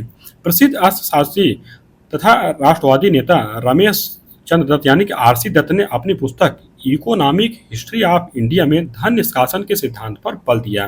कौन सी ये पुस्तक थी? Economic history of India. Dutt ji की यह पुस्तक भारत के आर्थिक इतिहास की पहली प्रसिद्ध पुस्तक मानी जाती है। इसमें उन्होंने धन के निष्कासन के दुष्परिणामों को नादिर शाह जैसे विदेशी आक्रांताओं द्वारा की गई लूटमार से भी अधिक घातक बताया है। उनके अनुसार यह एक बहते हुए घाव की तरह था। 1901 में 1901 में ही इंपीरियल लेजिस्लेटिव काउंसिल में लेजिस्लेटिव काउंसिल में बजट पर भाषण करते हुए गोपाल कृष्ण गोखले ने धन निष्कासन का सिद्धांत प्रस्तुत किए। गोपाल कृष्ण गोखले कौन थे? ये महात्मा गांधी जी के गुरु थे, जबकि गोपाल कृष्ण गोखले के जो राजनीतिक जो गुरु थे वो थे महादेव गोविंद रानाडे थे। आगे इसमें दिया गया है कि इसी के विषय में कि क्या आप जानते हैं इसमें है कि नैतिक निकास क्या है? इसमें है कि नैतिक निकास की व्याख्या दादा भाई नौरोजी ने की थी। इसमें है कि उनके अनुसार भारतीयों को उनके ही देश में विश्वास तथा उत्तरदायित्वपूर्ण पदों से वंचित करने की ब्रिटिश नीति ही नैतिक निकास है। आगे दिया गया है कि ध्यान दें, इसमें दिया गया है कि दादा भाई नौरोजी की पुस्तकें, इसमें जो इनकी पुस्तकें दी गई है कि poverty and un British rule in India, ये कब प्रकाशित हुई थी? मतलब 1867 में और लिखी गई थी 1867 में और प्रकाशित हुई थी 1901 ईस्वी में। दूसरी किताब है the wants and needs of India 1870 ईस्वी में। On the commerce of India ये कब लिखी गई थी? 1871 ईस्वी में। इसमें कि राष्ट्रीय आय का प्रथम वैज्ञानिक आकलन डॉक्टर BKRV राव ने किया था। मोस्ट इंपॉर्टेंट है कि वैज्ञानिक आकलन जो किया था डॉक्टर BKRV राव ने किया था। इस प्रकार कई भारतीयों तथा विदेशियों ने अपने अलग अलग विचारों, आंकड़ों एवं तथ्यों के विश्लेषण से धन के बहिर्गमन को आंकने की कोशिश की। जॉर्ज विनेगर के अनुसार 1834 से 51 के बीच भारत से प्रतिवर्ष 42,21,611 पाउंड की दर से धन इंग्लैंड भेजा गया। डिग्बी का विचार है कि 1757 से 1815 ईस्वी तक करीब 10 करोड़ पाउंड का धन इंग्लैंड ले जाया गया। आरसी दत्त ने 1883 से 92 ईस्वी के बीच में यह राशि 359 करोड़ आकी है। एक अन्य अनुमान के अनुसार 1860 से 1900 के बीच 40 करोड़ रुपए प्रतिवर्ष की दर से धन इंग्लैंड भेजा गया। बस उस स्थिति यह है कि भारत से कितना धन इंग्लैंड ले जाया गया इसका सही अनुमान लगाना कठिन है। सरकारी आंकड़ों में दी गई राशि से भी अधिक धन अंग्रेज भारत से ले जाने में सफल रहे हैं। ब्रिटिश शासकों ने भारत की खाल उधेड़ने के सहस्त्रों ढंग अपनाए। भारतीय प्रशासन अंग्रेजों के हाथों में था और वह केवल इंग्लैंड के हित में चलाया जाता था। धन निष्कासन के सहस्त्रों ढंगों में कुछ प्रमुख अधोलिखित हैं, जैसे गृह प्रभार यानी कि होम चार्ज। तो इसमें क्या था कि ब्रिटिश भारत में धन के बहिर्गमन में यह सबसे बड़ा मत था, यानी कि इसके अंतर्गत जो है कौन कौन से खर्च आते थे। उसमें जो पहला है कि ईस्ट इंडिया की कंपनी के भागीदारों का लाभांश। दूसरा है कि सार्वजनिक ऋण का ब्याज। तीसरा है कि सैनिक तथा असैनिक क्षेत्रों का व्यय। चौथा है कि इंग्लैंड से भारत में भंडारित वस्तुओं की खरीद आदि मदों का व्यय सम्मिलित था। 1857 की विद्रोह की पूर्व यह व्यय जो है भारत के राजस्व का जहां 10 से 13% था, वहीं 1920-21 में यह बढ़कर यह 40% हो गया था। आगे है जो दूसरा है कि जो दूसरा मद है विदेशी पूंजी निवेश पर दिया जाने वाला लाभांश। और तीसरा है कि विदेशी बैंक जीवन बीमा एवं नौवहन कंपनियों द्वारा लाभ के रूप में निष्कासित धन। आगे की अन्यान्य साधनों से निष्कासित धन का परिणाम भारत के लिए अत्यंत घातक सिद्ध हुआ। दादा भाई नौरोजी ने इसे अंग्रेजों द्वारा भारत का रक्त चूसने की संज्ञा दी। अन्य राष्ट्रवादी इतिहासकारों और व्यक्तियों ने भी अंग्रेजों की इस नीति की तीखी आलोचना की थी, परंतु साम्राज्यवादी विचारधारा साम्राज्यवादी विचारधारा से प्रभावित जॉन स्ट्रेची का विचार था कि भारत में उत्तम प्रशासनिक व्यवस्था प्रशासनिक व्यवस्था, कानून और न्याय की स्थापना के बदले ही इंग्लैंड भारत से धन प्राप्त करता था। किंतु इस तर्क में दम नहीं है। यह निर्विवाद है कि अंग्रेजों ने भारत का आर्थिक शोषण किया। सरकारी आर्थिक नीतियों के कारण संपदा का निष्कासन कर भारत को दरिद्र बना दिया गया। संपदा के निष्कासन के परिणाम स्वरूप भारत में पूंजी संचय नहीं हो सका। जीवन स्तर लगातार गिरता गया तथा गरीबी बढ़ती गई। यह बात इससे स्पष्ट हो जाती है कि 19वीं-20वीं शताब्दी में भारत में अनेक दुर्भिक्ष पड़े, जिनमें लाखों व्यक्तियों को अपने प्राण गंवाने पड़े। देश में अनाज रहने के बावजूद जनता के पास इसे खरीदने के लिए धन नहीं था। भारत की इस विपन्नता के लिए धन निष्कासन ही उत्तरदायी था। आगे है दरिद्रता और अकाल। इसमें है कि ब्रिटिश आर्थिक नीतियों का एक खास परिणाम था भारतीय की जनता में अत्यंत दरिद्रता का साम्राज्य। समय बीतने के साथ साथ भारतीयों के लिए रोजगार या जीविका प्राप्त करना कठिन होता गया। ब्रिटिश आर्थिक शोषण, देसी उद्योगों का ह्रास, उसकी जगह लेने में आधुनिक उद्योगों की विफलता, करों की ऊंची दरें, धन का निकास और कृषि का एक पिछड़ा हुआ ढांचा तथा गरीब किसानों का जमींदारों, महाजनों, व्यापारियों और राज्य द्वारा शोषण, इन सब ने भारतीय जनता को अत्यंत दरिद्र बना दिया। क्या ब्रिटिश आर्थिक शोषण हो रहा था, देसी उद्योगों ह्रास हो रहा था, आधुनिक उद्योगों का विफल हो रहे थे और कर भी जो है ऊंची दर से लिए जा रहे थे, धन का निकास हो रहा था, कृषि जो है पिछड़ती जा रही थी और जो किसान होते थे उनका जो है जमींदार, महाजनों और व्यापारियों द्वारा शोषण होता था। आगे दिया गया है कि जनता की दरिद्रता की पराकाष्ठा अकालों की एक श्रृंखला में हुई, जिन्होंने 19वीं सदी के उत्तरार्ध में भारत के सभी हिस्सों में अपनी विनाशकारी लीला प्रस्तुत की। 1757 से लेकर 1947 ईस्वी तक के 190 वर्षों के अंग्रेजी शासन के दौरान भारत में स्थानिक बड़े अकालों की भरमार थी। यहाँ कंपनी शासन एवं ब्रिटिश शासन के दौरान प्रमुख अकालों का विवरण दिया जा रहा है। जैसे कंपनी शासन यानी कि 1757 से 1857 ईस्वी तक, यानी कि 1857 के बाद जो कंपनी का शासन जो है समाप्त कर दिया गया था और जो है ब्रिटिश साम्राज्य जो है वहाँ के ब्रिटिश जो राजा थे, यानी कि राजा के अंतर्गत जो है ये ब्रिटिश जो भारत का साम्राज्य जो आता है ब्रिटिश शासन के अंतर्गत आ गया था के दौरान पहला अकाल जो पड़ा था 1759 से 70 ईस्वी में पड़ा। यह एक भयंकर अकाल था जिसमें बंगाल, बिहार एवं उड़ीसा की 1/3 आबादी नष्ट हो गई। कंपनी ने अकाल पीड़ित व्यक्तियों को सहायता और राहत पहुंचाने के ठीक विपरीत इस विषम परिस्थिति में भी लाभ ही कमाया। उन लोगों ने थोक भाव से कम मूल्य पर चावल खरीदकर संचित कर लिया एवं उसे ऊंचे मूल्य पर बेचा। फलता बाजार से चावल गायब हो गया। जहां जनता भूखों मर रही थी वहीं कंपनी के कर्मचारी दोनों हाथों से धन बटोर रहे थे। इसकी प्रतिक्रिया में बंगाल में सन्यासी विद्रोह हुआ, जिसका उल्लेख श्री बंकिम चंद्र चटर्जी ने अपने प्रसिद्ध उपन्यास आनंद मठ में किया है। सन्यासियों के नेतृत्व में कंपनी के गोदामों और कोषों पर आक्रमण किए गए। वारेन हेस्टिंग्स ने कठोरतापूर्वक इस विद्रोह का दमन किया गया। किसके द्वारा? वारेन हेस्टिंग्स द्वारा। आगे देखिए, इसी प्रकार 1781, 82, 84 और 1792 ईस्वी में मद्रास और उत्तरी भारत में सूखा तथा अकाल पड़ा। 1792 ईस्वी के पूर्व कंपनी ने अकाल पीड़ितों को राहत पहुंचाने के लिए कोई प्रयास नहीं किया, परंतु 1792 ईस्वी में उसने कुछ सहायता कार्य अवश्य किया। 1837 कब 1837 ईस्वी में उत्तर प्रदेश में भीषण अकाल पड़ा। सरकार ने सामान्यतः इन अकालों के समय तटस्थता की नीति अपनाई। दिया गया है कि दिखाने के लिए कुछ राहत कार्य अवश्य किए गए, परंतु उनसे कोई विशेष लाभ नहीं हो सका। सरकार की अकाल और राहत संबंधी कोई निश्चित नीति नहीं थी। आगे का 1858 से 1947 ईस्वी के बीच पड़ने वाले अकालों की संख्या में तेजी से वृद्धि हुई।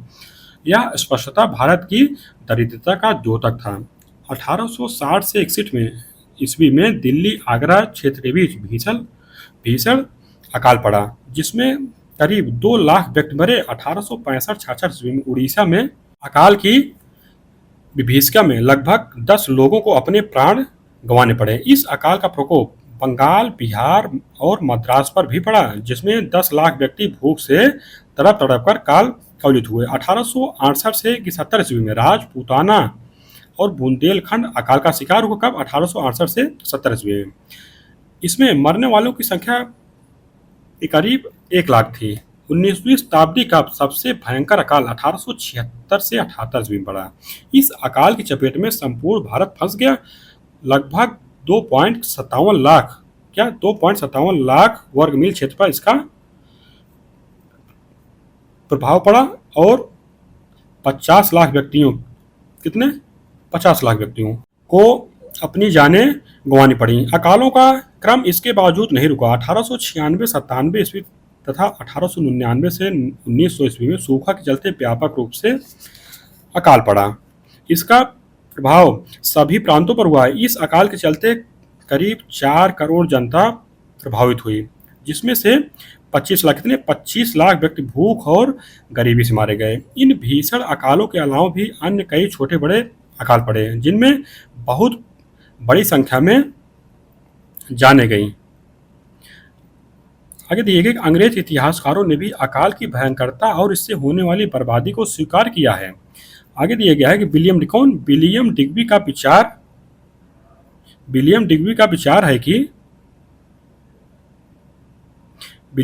विचार है कि वो 1854 से 1901 के बीच में पड़ने वाले अकालों में 2,88,25,000 से अधिक व्यक्ति मारे। यह तथ्य सरकारी आंकड़ों पर आधारित है। निश्चित ही मृतकों की संख्या इससे भी अधिक रही होगी। सरकारी प्रयासों के चलते 20वीं शताब्दी में अकालों की संख्या में कमी आई। 1947 ईस्वी के पहले सबसे भयंकर अकाल 1942-43 ईस्वी में बंगाल में पड़ा। इस अकाल का मुख्य कारण फसल का नहीं होना और द्वितीय विश्व युद्ध के चलते बर्मा से चावल का आयात बंद हो जाना था। परिणाम स्वरूप बंगाल में खाद्यान्न की कमी हो गई और भीषण अकाल पड़ गया। इसमें दैव योग की अपेक्षा मानव अधिक जिम्मेदार था। अनेक व्यक्ति करीब 30 लाख इस अकाल के शिकार हुए। इसमें आय का आकलन दिया गया है। एक दृष्टि में इसको हम लोग देख लेते हैं। तो इसमें है कि विभिन्न जो इतिहासकार थे, लेखक थे, अर्थशास्त्री थे, उनके द्वारा जो है आय का आकलन किया गया था, उसको दी गई। जिसमें दादा भाई नौरोजी, इनके द्वारा 1867 ईस्वी में आय का आकलन किया गया था। इनके अनुसार जो आय होती थी ये 20 रुपये प्रति व्यक्ति प्रति वर्ष होती थी। और एल्विन बेरिंग एवं डी बैलेफर जो है 1882 के अनुसार जो राष्ट्रीय आय होती थी एक व्यक्ति की 27 रुपये होती थी। लॉर्ड कर्जन के अनुसार 1901 में 30 रुपये होती थी। डॉक्टर BK आर राव 1931-32 के अनुसार 62 रुपये होती थी। और भारत की सरकार के अनुसार 1944-46 के अनुसार 204 रुपये प्रति व्यक्ति प्रति वर्ष होती थी। जबकि अभी हम लोग पीछे देखें डॉक्टर BK आर राव के द्वारा जो है ये पहला जो है आय का जो मतलब आकलन किया गया था, ये वैज्ञानिक आकलन था। ये इसको आप लोग ध्यान रखिए। आगे है कि सरकार की अकाल नीति। इसमें दिए गए प्रारंभ में सरकार ने अकाल और राहत कार्यों में कोई रुचि नहीं लिया। कंपनी सरकार जो है साम्राज्य विस्तार की प्रक्रिया में इस तरह संलिप्त थी कि उसे इस ओर ध्यान देने का अवसर ही नहीं मिला। किंतु 1792 ईस्वी से अकाल पीड़ितों को सहायता पहुंचाने का काम शुरू किया गया, परंतु अकाल संबंधी किसी निश्चित नीति का निर्धारण नहीं किया जा सका। 1858 ईस्वी में कंपनी शासन की समाप्ति के पश्चात, जब यानी कि कंपनी का शासन समाप्त हो गया, तब इसके पश्चात सरकार ने अकाल और राहत संबंधी उत्तरदायित्व अपने ऊपर लिया। 1860-61 ईस्वी के दौरान बार बार के पड़ने वाले अकालों के कारणों की जांच करने एवं इससे निपटने के लिए उपाय सुझाने के उद्देश्य से कर्नल स्मिथ की अध्यक्षता में एक समिति गठित की गई, परंतु यह समिति कोई निश्चित कार्य नहीं कर सकी। 1866 ईस्वी में उड़ीसा के अकाल के पश्चात सर जॉर्ज कैंपबेल की अध्यक्षता में एक समिति गठित की गई। इस समिति ने सुझाव पेश किया कि सरकार को राहत कार्य का भार सिर्फ स्वयंसेवी संस्थाओं पर ही नहीं छोड़ देना चाहिए, अपितु सरकार को स्वयं राहत पहुंचाने के उपाय करने चाहिए। आगे है कि समिति का अभिमत था कि अकाल पीड़ितों को सहायता एवं राहत पहुंचाने के लिए रेलवे, नहरों एवं सड़कों इत्यादि का कार्य आरंभ कर उसमें आम लोगों को रोजगार प्रदान किए जाए, भूखमरी रोकने के लिए भी सहायता दी जाए। अकाल समस्या के निवारणार्थ समय समय पर सुझाव देने के लिए कुछ प्रमुख अकाल आयोगों का गठन किया गया था, जिनका साथ की गर्भित वर्णन सारणी के थे। जैसे तो इसमें दिया गया है कि आधुनिक भारत में अकाल समितियां यानी कि आयोग एक दृष्टि में दी गई, मतलब कि जितनी समिति और आयोग बनाई गई थी उनको एक जगह दी गई। तो इसमें हम लोग देखते हैं कि इसमें दिया गया है समिति आयोग का नाम दिया गया है, गठन का वर्ष दिया गया है, उनकी मुख्य सिफारिशें दी गई और उनका परिणाम दिए गए। तो इसमें जो पहली समिति है ये कर्नल स्मिथ की समिति है, ये हुई थी 1860-61 में। इसकी सिफारिशें थी समिति ने 1860-61 में दिल्ली तथा आसपास के क्षेत्रों में आए अकाल के कारणों तथा उनकी उग्रता की जांच की। परिणाम क्या निकला? रिपोर्ट का कोई विशेष परिणाम नहीं निकला। इसके बाद आता है जॉर्ज कैंपबेल की समिति, ये गठित की गई थी 1866 से 67 ईस्वी में। इसकी सिफारिशें थी 1866-67 ईस्वी में उड़ीसा में आए अकाल के संदर्भ में इस समिति ने अपनी रिपोर्ट पेश की। समिति का मानना था कि सिर्फ स्वयंसेवी संस्थाएं ही राहत कार्यों के लिए उत्तरदायी नहीं है। इसका परिणाम क्या निकला कि सरकार ने आयोग की सिफारिशों के अनुरूप अकाल राहत कार्यों को अंजाम दिए, परंतु अनमने ढंग से किए इस प्रयास से कोई विशेष लाभ नहीं हुआ। अगला आयोग था स्ट्रेची आयोग, यानी कि ये लॉर्ड लिटन के समय में इसका गठन किया गया था, कब? 1880 में। और लिटन का जो कार्यकाल था 1876 से 1880 तक था। तो इसमें दिया गया है इसकी जो सिफारिशें थी, इस प्रथम अकाल आयोग ने सिफारिश की कि जरूरतमंद लोगों को सहायता पहुंचाना राज्य का कर्तव्य है। असक्षम तथा अशक्त लोगों को भोजन दिया जाए। प्रत्येक प्रांत में अकाल कोष होना चाहिए। परिणाम का निकला, सरकार ने अकाल कोष स्थापित करने के प्रयास किए। 1883 ईस्वी में अकाल संहिता निश्चित की गई। आगे दिया गया कि लाय लागू, कौन सा लाय लागू? ये किसी समय में लॉर्ड एल्गिन द्वितीय के समय में, कब? 1897 ईस्वी में। इसमें है कि 1896-97 ईस्वी के महान अकाल के संदर्भ में इस आयोग ने स्ट्रेची आयोग की सिफारिशों से सहमति प्रकट की तथा उसमें लचीलापन लाने की दृष्टि से कुछ परिवर्तन करने की अनुशंसा की। इसका जो परिणाम निकला कि आयोग की सिफारिशें मान ली गई। किसकी? लायल आयोग की। अगला आयोग जो है सर एंथनी मैकडोनाल्ड आयोग, किसके समय में? कर्जन के समय में। कब? 1900 में इसका स्थापना की गई। इसके जो सिफारिशें थे, आयोग ने 1901 में अपनी जो है रिपोर्ट को प्रस्तुति की। इसमें सिफारिश की कि अकाल सहायता और अनुदान में दी गई सहायता पर आवश्यकता से अधिक बल दिया गया है। इसने नैतिक नीति तथा ग्राम स्तर के कार्यों को प्राथमिकता दी। इसके क्या परिणाम निकला कि इन सिफारिशों के आधार पर आगे की अकाल सहायता नीति निर्धारित हुई। अगला आयोग है जॉन वुडहेड आयोग। इसकी स्थापना कब हुई थी? 1944 से 45 ईस्वी में। इसके जो सिफारिश थी कि 1942-43 के बंगाल अकाल की जांच के लिए सर जॉन वुडहेड की अध्यक्षता में एक अकाल जांच कमीशन बैठा गया। कब? 1944 में। इसका जो परिणाम क्या निकला कि 1945 ईस्वी में इस आयोग ने रिपोर्ट की प्रस्तुति की थी। कैंपबेल आयोग के बाद आता है स्ट्रेची अकाल आयोग। पहले हम लोग देखे थे कैंपबेल आयोग देखे थे, उसके बाद बॉक्स में हम लोग जितने भी आयोग बने थे उसको देख लिए। तो कैंपबेल आयोग के बाद जो विस्तृत रूप में दिए गए स्ट्रेची अकाल आयोग, इसमें हम लोग देखते हैं कि वायस राय लॉर्ड लिटन के काल में सर रिचर्ड स्ट्रेची की अध्यक्षता में 1880 ईस्वी में प्रथम अकाल आयोग गठित किया गया। इसका उद्देश्य सरकार की अकाल एवं राहत संबंधी नीति निर्धारित करना था। इस आयोग ने अधोलिखित सुझाव पेश किए। जो पहला इनका सुझाव है कि अकाल की संभावना होने के पूर्व ही प्रभावित व्यक्तियों को रोजगार के साधन उपलब्ध कराए जाएं। दूसरा था कि असमर्थ एवं दरिद्र व्यक्तियों को भोजन उपलब्ध कराया जाए। ऐसे लोगों की सूची बनाकर उन्हें दरिद्रशालाओं एवं सहायता शिविरों में रखा जाए और उन्हें भोजन, अनाज और पैसा दिया जाए। तीसरी सिफारिश थी कि प्रभावित क्षेत्रों में अन्न संभरण यानी कि ग्रेन स्टोरेज की व्यवस्था और आवश्यकता पड़ने पर अनाज के निर्यात को प्रतिबंधित करना चाहिए। चौथी सिफारिश थी कि अकाल की अवस्था में लगान एवं अन्य करों में कमी तथा छूट की व्यवस्था होनी चाहिए।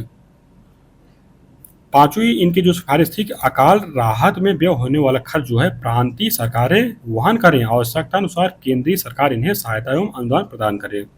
छठी सिफारिश थी कि सूखे की स्थिति में दुधारू पशुओं को हरे भरे क्षेत्रों में स्थानांतरित कराने का प्रबंध करना। तो स्ट्रेची आयोग की अधिकांश सिफारिशों को सरकार ने स्वीकार किया एवं इन पर काम किया। स्थायी रूप से अकाल के प्रकोप को कम करने एवं राहत पहुंचाने के लिए एक अकाल कोष की योजना बनी, जिसमें प्रतिवर्ष 1 करोड़ रुपए जमा होना था। 1883 में अकाल संहिता निश्चित की गई, जो कि प्रांतीय अकाल संहिता का आधार बनी। इसके अंतर्गत अकालग्रस्त जिला घोषित करने से लेकर जिले के सभी अधिकारियों के कर्तव्यों को सूची दी गई थी। 1883 एवं 86 ईस्वी के अकालों में इन संहिताओं में दिए गए सुझावों का परीक्षण करने और संशोधित करने का अवसर मिला। अगला आयोग है जेम्स लायल आयोग। तो इसके विषय में दिया गया है कि 1896-97 के महान अकाल के पश्चात पंजाब के उप गवर्नर सर जेम्स लायल की अध्यक्षता में 1897 ईस्वी में द्वितीय अकाल आयोग का गठन किया गया। तो इसमें है कि लायल आयोग कौन? लायल आयोग ने अपने पूर्ववर्ती स्ट्रेची आयोग यानी कि इसका गठन 1861 हुआ था ना 1880 में की सिफारिशों से सहमति व्यक्त करते हुए उसमें थोड़े बहुत परिवर्तन किए, जिसके परिणाम स्वरूप समकालीन उपायों में लचीलापन आ गया। इसके बाद जो आयोग आता है मैकडोनाल्ड आयोग। इसमें यह है कि लायल अकाल आयोग के पश्चात लॉर्ड कर्जन ने तृतीय अकाल आयोग 1900 में ईस्वी में गठित किया। इसके अध्यक्ष सर एंटनी मैकडोनल्ड थे। इस आयोग ने अपना प्रतिवेदन 1901 ईस्वी में प्रस्तुत किया। इसके प्रमुख तथ्य अधोलिखित थे। जैसे पहली जो सिफारिश थी कि आयोग ने अकाल के समय पशुओं एवं बीज के लिए आर्थिक सहायता देने एवं अस्थायी जल का प्रबंध यानी कुओं द्वारा करने का सुझाव दिया। दूसरी सिफारिश थी कि अकालग्रस्त क्षेत्र को एक अकाल आयुक्त के जिम्मे रखने का भी सुझाव दिया गया है। सरकारी राहत कार्यों के साथ साथ राहत के लिए गैर सरकारी साधनों के भी उपयोग का सुझाव दिया गया। कृषि की स्थिति सुधारने, सिंचाई एवं परिवहन की व्यवस्था करने का भी सुझाव रखा गया। सरकार ने इस आयोग की प्रमुख सिफारिशें स्वीकार कर ली। कर्जन ने भारत छोड़ने से पहले अकाल से निपटने के लिए कई उपाय किए, फलतः 18वीं से 19वीं शताब्दी के मुकाबले 20वीं शताब्दी में कम अकाल पड़े।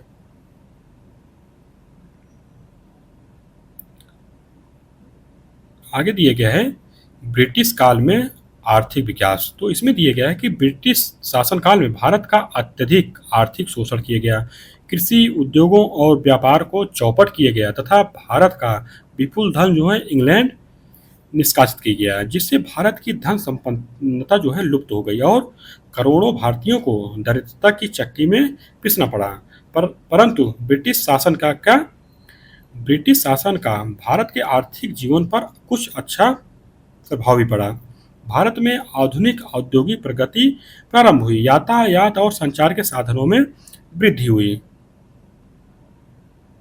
आगे दिए गया कि जो मतलब क्या क्या मतलब लाभ हुआ था अंग्रेजों के आने से, मतलब उनके द्वारा जो विकास कार्य किया गया, तो उसके विषय में दिया गया। तो पहला है कि कृषि क्षेत्र में उन्नति। तो इसके विषय में दिया गया 1857 ईस्वी पश्चात ब्रिटिश ब्रिटिश सरकार की नीति बदली और कृषि की उन्नति के लिए कुछ प्रयास किए गए। 1880 ईस्वी में अकाल आयोग की नियुक्ति की गई। इसने भारतीय कृषि के संबंध में महत्वपूर्ण सुझाव दिए। इनके आधार पर केंद्रीय कृषि विभाग तथा प्रांतीय कृषि विभागों की स्थापना की। 1892 ईस्वी में सहकारी संस्थाओं से संबंधित मुद्दों पर विचार हेतु निकोलसन समिति का गठन किया गया।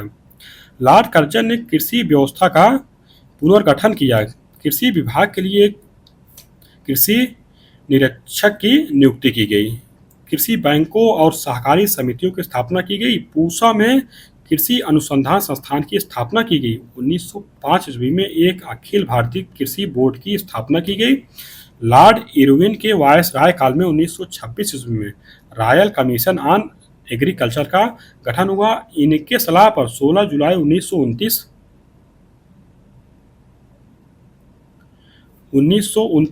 ईस्वी में imperial council of agricultural research की स्थापना की गई। इसके प्रथम अध्यक्ष मोहम्मद हबीबुल्लाह तथा प्रथम सचिव एस.ए. हिरारी थे। देश के कई नगरों में कृषि कॉलेज खोले गए। 1943 ईस्वी में अधिक अन्न उपजाऊ आंदोलन चलाया गया। सिंचाई के साधनों को विकसित करने के लिए भी अनेक कदम उठाए गए। लॉर्ड कर्जन ने सिंचाई आयोग का गठन किया, जिसने 20 वर्षों में 44 करोड़ रुपए सिंचाई कार्यों पर खर्च करने की सिफारिश की, जिससे 65 लाख एकड़ भूमि की सिंचाई की जा सकती थी। पंजाब एवं उत्तर प्रदेश में अनेक नहरों का निर्माण किया गया। आगे है कि यातायात के साधनों का विकास। तो इसमें ब्रिटिश सरकार ने अपने व्यापारिक, प्रशासनिक और सामरिक उद्देश्यों की पूर्ति के लिए देश में सड़कों और रेलों का निर्माण करवाया। सड़कें बनवाने और उनके प्रबंधन के लिए 1854 ईस्वी में लॉर्ड डलहौजी ने सार्वजनिक निर्माण विभाग यानी कि PWD की स्थापना की, जिसके अंतर्गत कई पुलों का निर्माण किया गया तथा ग्रैंड ट्रंक रोड की मरम्मत कराई गई। रेलवे भारत में पूंजी निवेश का सबसे बड़ा क्षेत्र था। इस क्षेत्र में अंग्रेजों द्वारा पूंजी निवेश का मुख्य उद्देश्य जो है कच्चे माल को देश के अंदर के हिस्सों से बंदरगाहों तक ले जाना था। भारत में रेलवे लाइन लाने का श्रेय रोलैंड सेक्डानल्ड स्टीफेंसन को प्राप्त है। रेलवे निर्माण की दिशा में प्रथम प्रयास लॉर्ड डलहौजी द्वारा किया गया। इसी काल में सर्वप्रथम रेलवे लाइन 16 अप्रैल 1853 को बम्बई के बोरी बंदर स्टेशन से थाड़े के बीच स्थापित की गई। ज्ञातव्य है कि यह रेलवे ग्रेट इंडियन पेनिनसुला नामक कंपनी द्वारा चलाई गई थी। लॉर्ड कर्जन के समय में रेलवे लाइनों का सर्वाधिक विस्तार हुआ। किसके समय में? लॉर्ड कर्जन के समय में। आगे दिए गया है कि रेलवे विभाग के कार्यों की देखभाल करने के लिए एक रेलवे बोर्ड की स्थापना की गई। लॉर्ड कर्जन के भारत से विदा होने से पूर्व 28,150 मील लंबी रेलवे लाइन बनाई जा चुकी थी और 3,167 मील रेलवे लाइन का कार्य निर्माणाधीन था।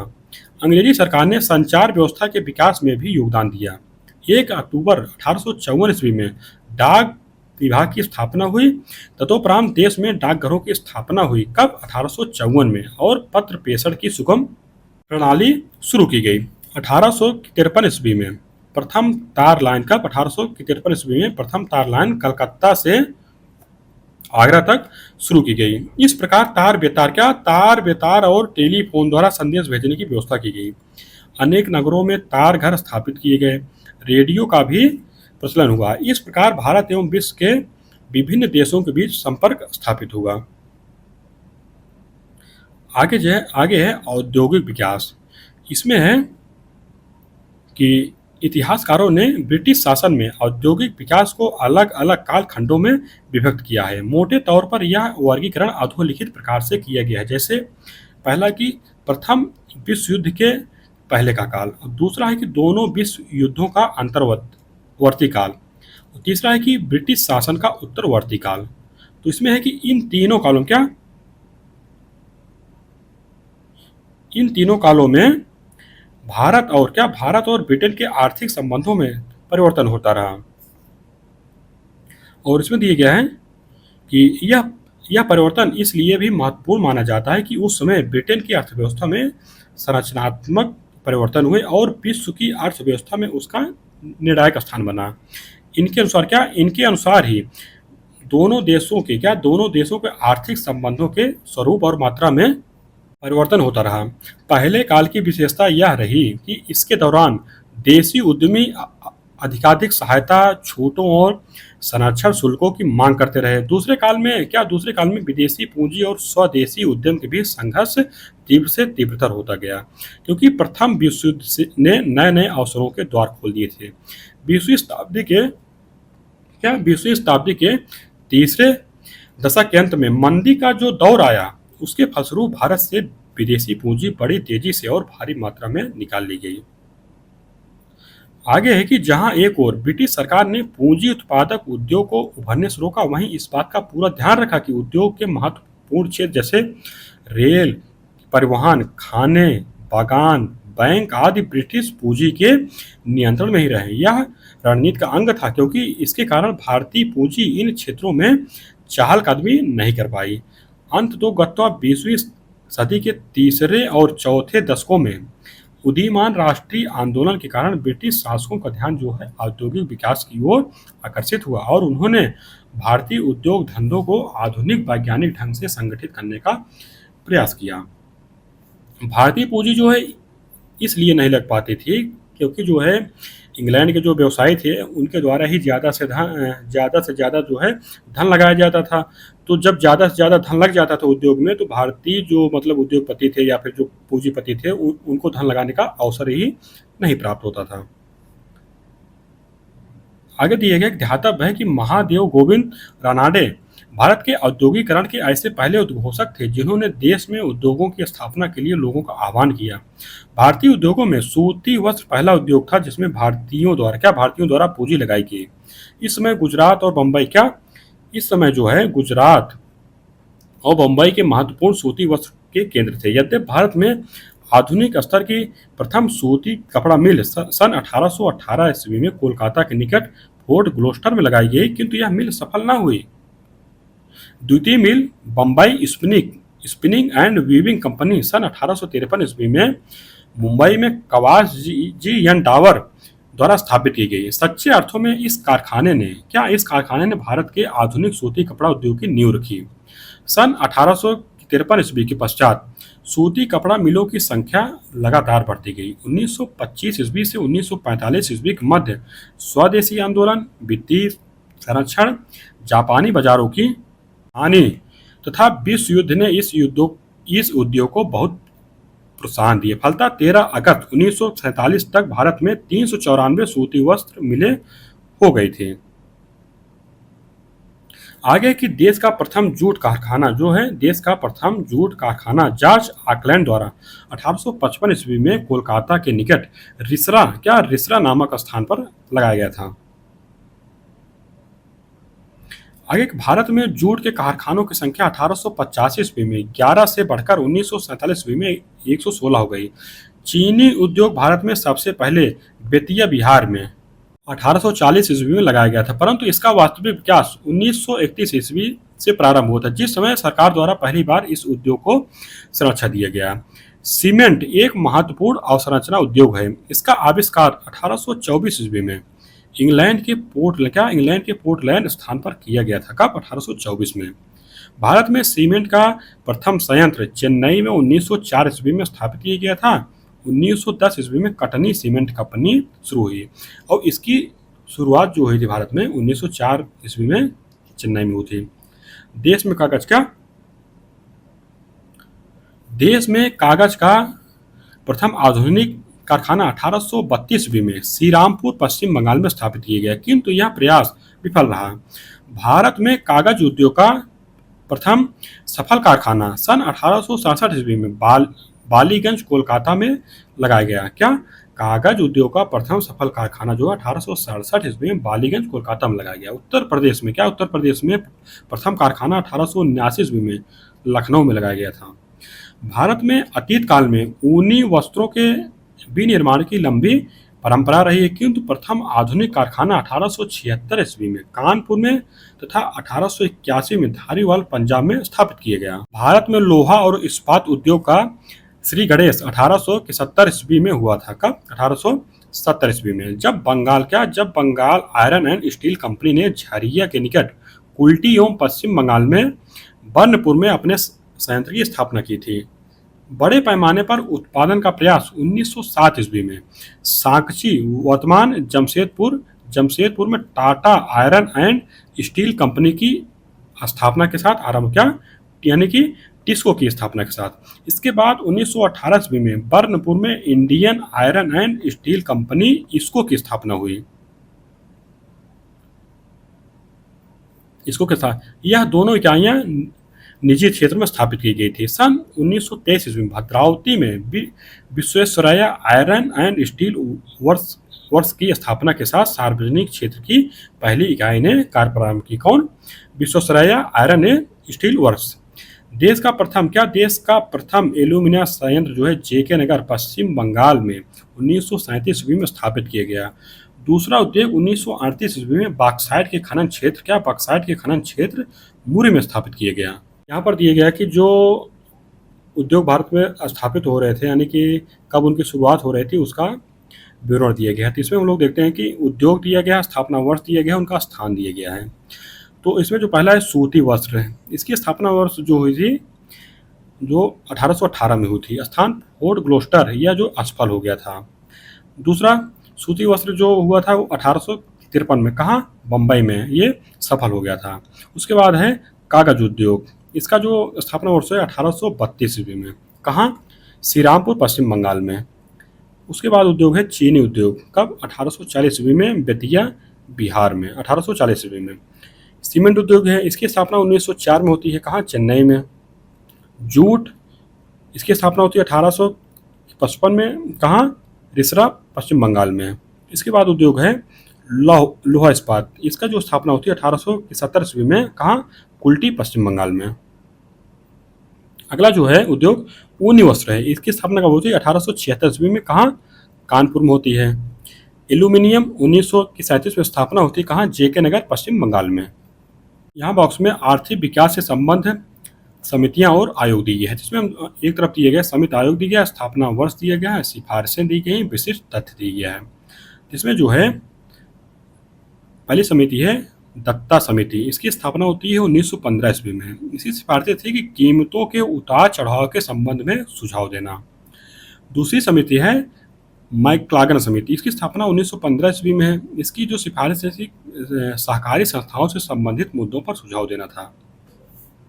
इसके बाद है हालैंड समिति, इसकी स्थापना होती है 1916 ईस्वी में। इसकी सिफारिशें थी उद्योग से संबद्ध सिफारिशें दी थी। इसके बाद आता है औद्योगिक आयोग, इसकी स्थापना 1916 ईस्वी में होती थी। इसकी सिफारिश थी कि भारतीय उद्योगों तथा व्यापार में वित्त प्रयत्नों के लिए उन क्षेत्रों का पता लगाना जिसमें सरकार सहयोग कर सकते। इसमें जो विशिष्ट तथ्य दिए गए कि सर थॉमस हालैंड इसके अध्यक्ष थे। कौन सी? औद्योगिक आयोग के।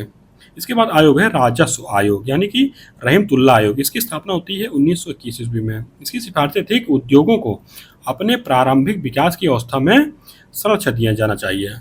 इसके बाद आता है फॉसेट समिति, इसकी स्थापना वर्ष नहीं दिए गए। इसकी जो सिफारिशें थी कि चुंगी तथा वेतन से संबंधित मुद्दों पर सिफारिश देना।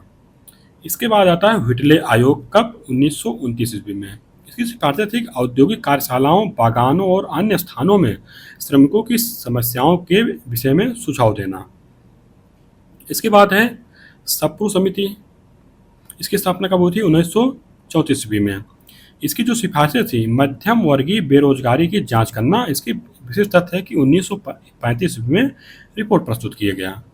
अगला जो आर्थिक विकास है वो है मुद्रा और बैंक व्यवस्था। इसमें दिए गए 17वीं शताब्दी में ब्रिटिश शासन काल के आगमन के साथ ही भारत में आधुनिक बैंक प्रणाली का विकास प्रारंभ हुआ। 18वीं शताब्दी में ईस्ट इंडिया कंपनी ने बम्बई तथा कलकत्ता में कुछ एजेंसी गृहों यानी कि एजेंसी हाउस की स्थापना की थी। एजेंसी गृह आधुनिक बैंकों की भांति कार्य किया करते थे। इन एजेंसी गृहों का वित्त पोषण जो है ईस्ट इंडिया कंपनी के अधिकारियों एवं कर्मचारियों द्वारा ही किया जाता था। बाद में यूरोपीय बैंकिंग पद्धति पर आधारित भारत का प्रथम बैंक विदेशी पूंजी के सहयोग से एलेक्जेंडर एंड कंपनी द्वारा बैंक ऑफ हिंदुस्तान के नाम से 1771 ईस्वी में कोलकाता में स्थापित किया गया, किंतु यह बैंक अपने कार्य में असफल हुआ। कौन? Bank of Hindustan. आगे इसके बाद देश में निजी और सरकारी अंशधारियों द्वारा 3 प्रेसिडेंसी बैंकों की स्थापना की गई, जैसे सन 1806 ईस्वी में बैंक ऑफ बंगाल, 1840 में बैंक ऑफ बॉम्बे, 1843 में बैंक ऑफ मद्रास। इन तीनों बैंकों के शेयर पूंजी में सरकार का भी कुछ हिस्सा था, अतः सरकार इन तीनों बैंकों पर अपना नियंत्रण रखती थी। बाद में इन बैंकों के कार्यों को सीमित कर दिया गया। सन 1921 कब? सन 1921 में इन तीनों बैंकों को मिलाकर इंपीरियल बैंक ऑफ इंडिया की स्थापना की गई और 1 जुलाई 1955 को राष्ट्रीयकरण के उपरांत इसका नाम बदलकर स्टेट बैंक ऑफ इंडिया रख दिया गया। क्या? State bank of India. 1860 में एक अधिनियम द्वारा बैंकों को सीमित देयता क्या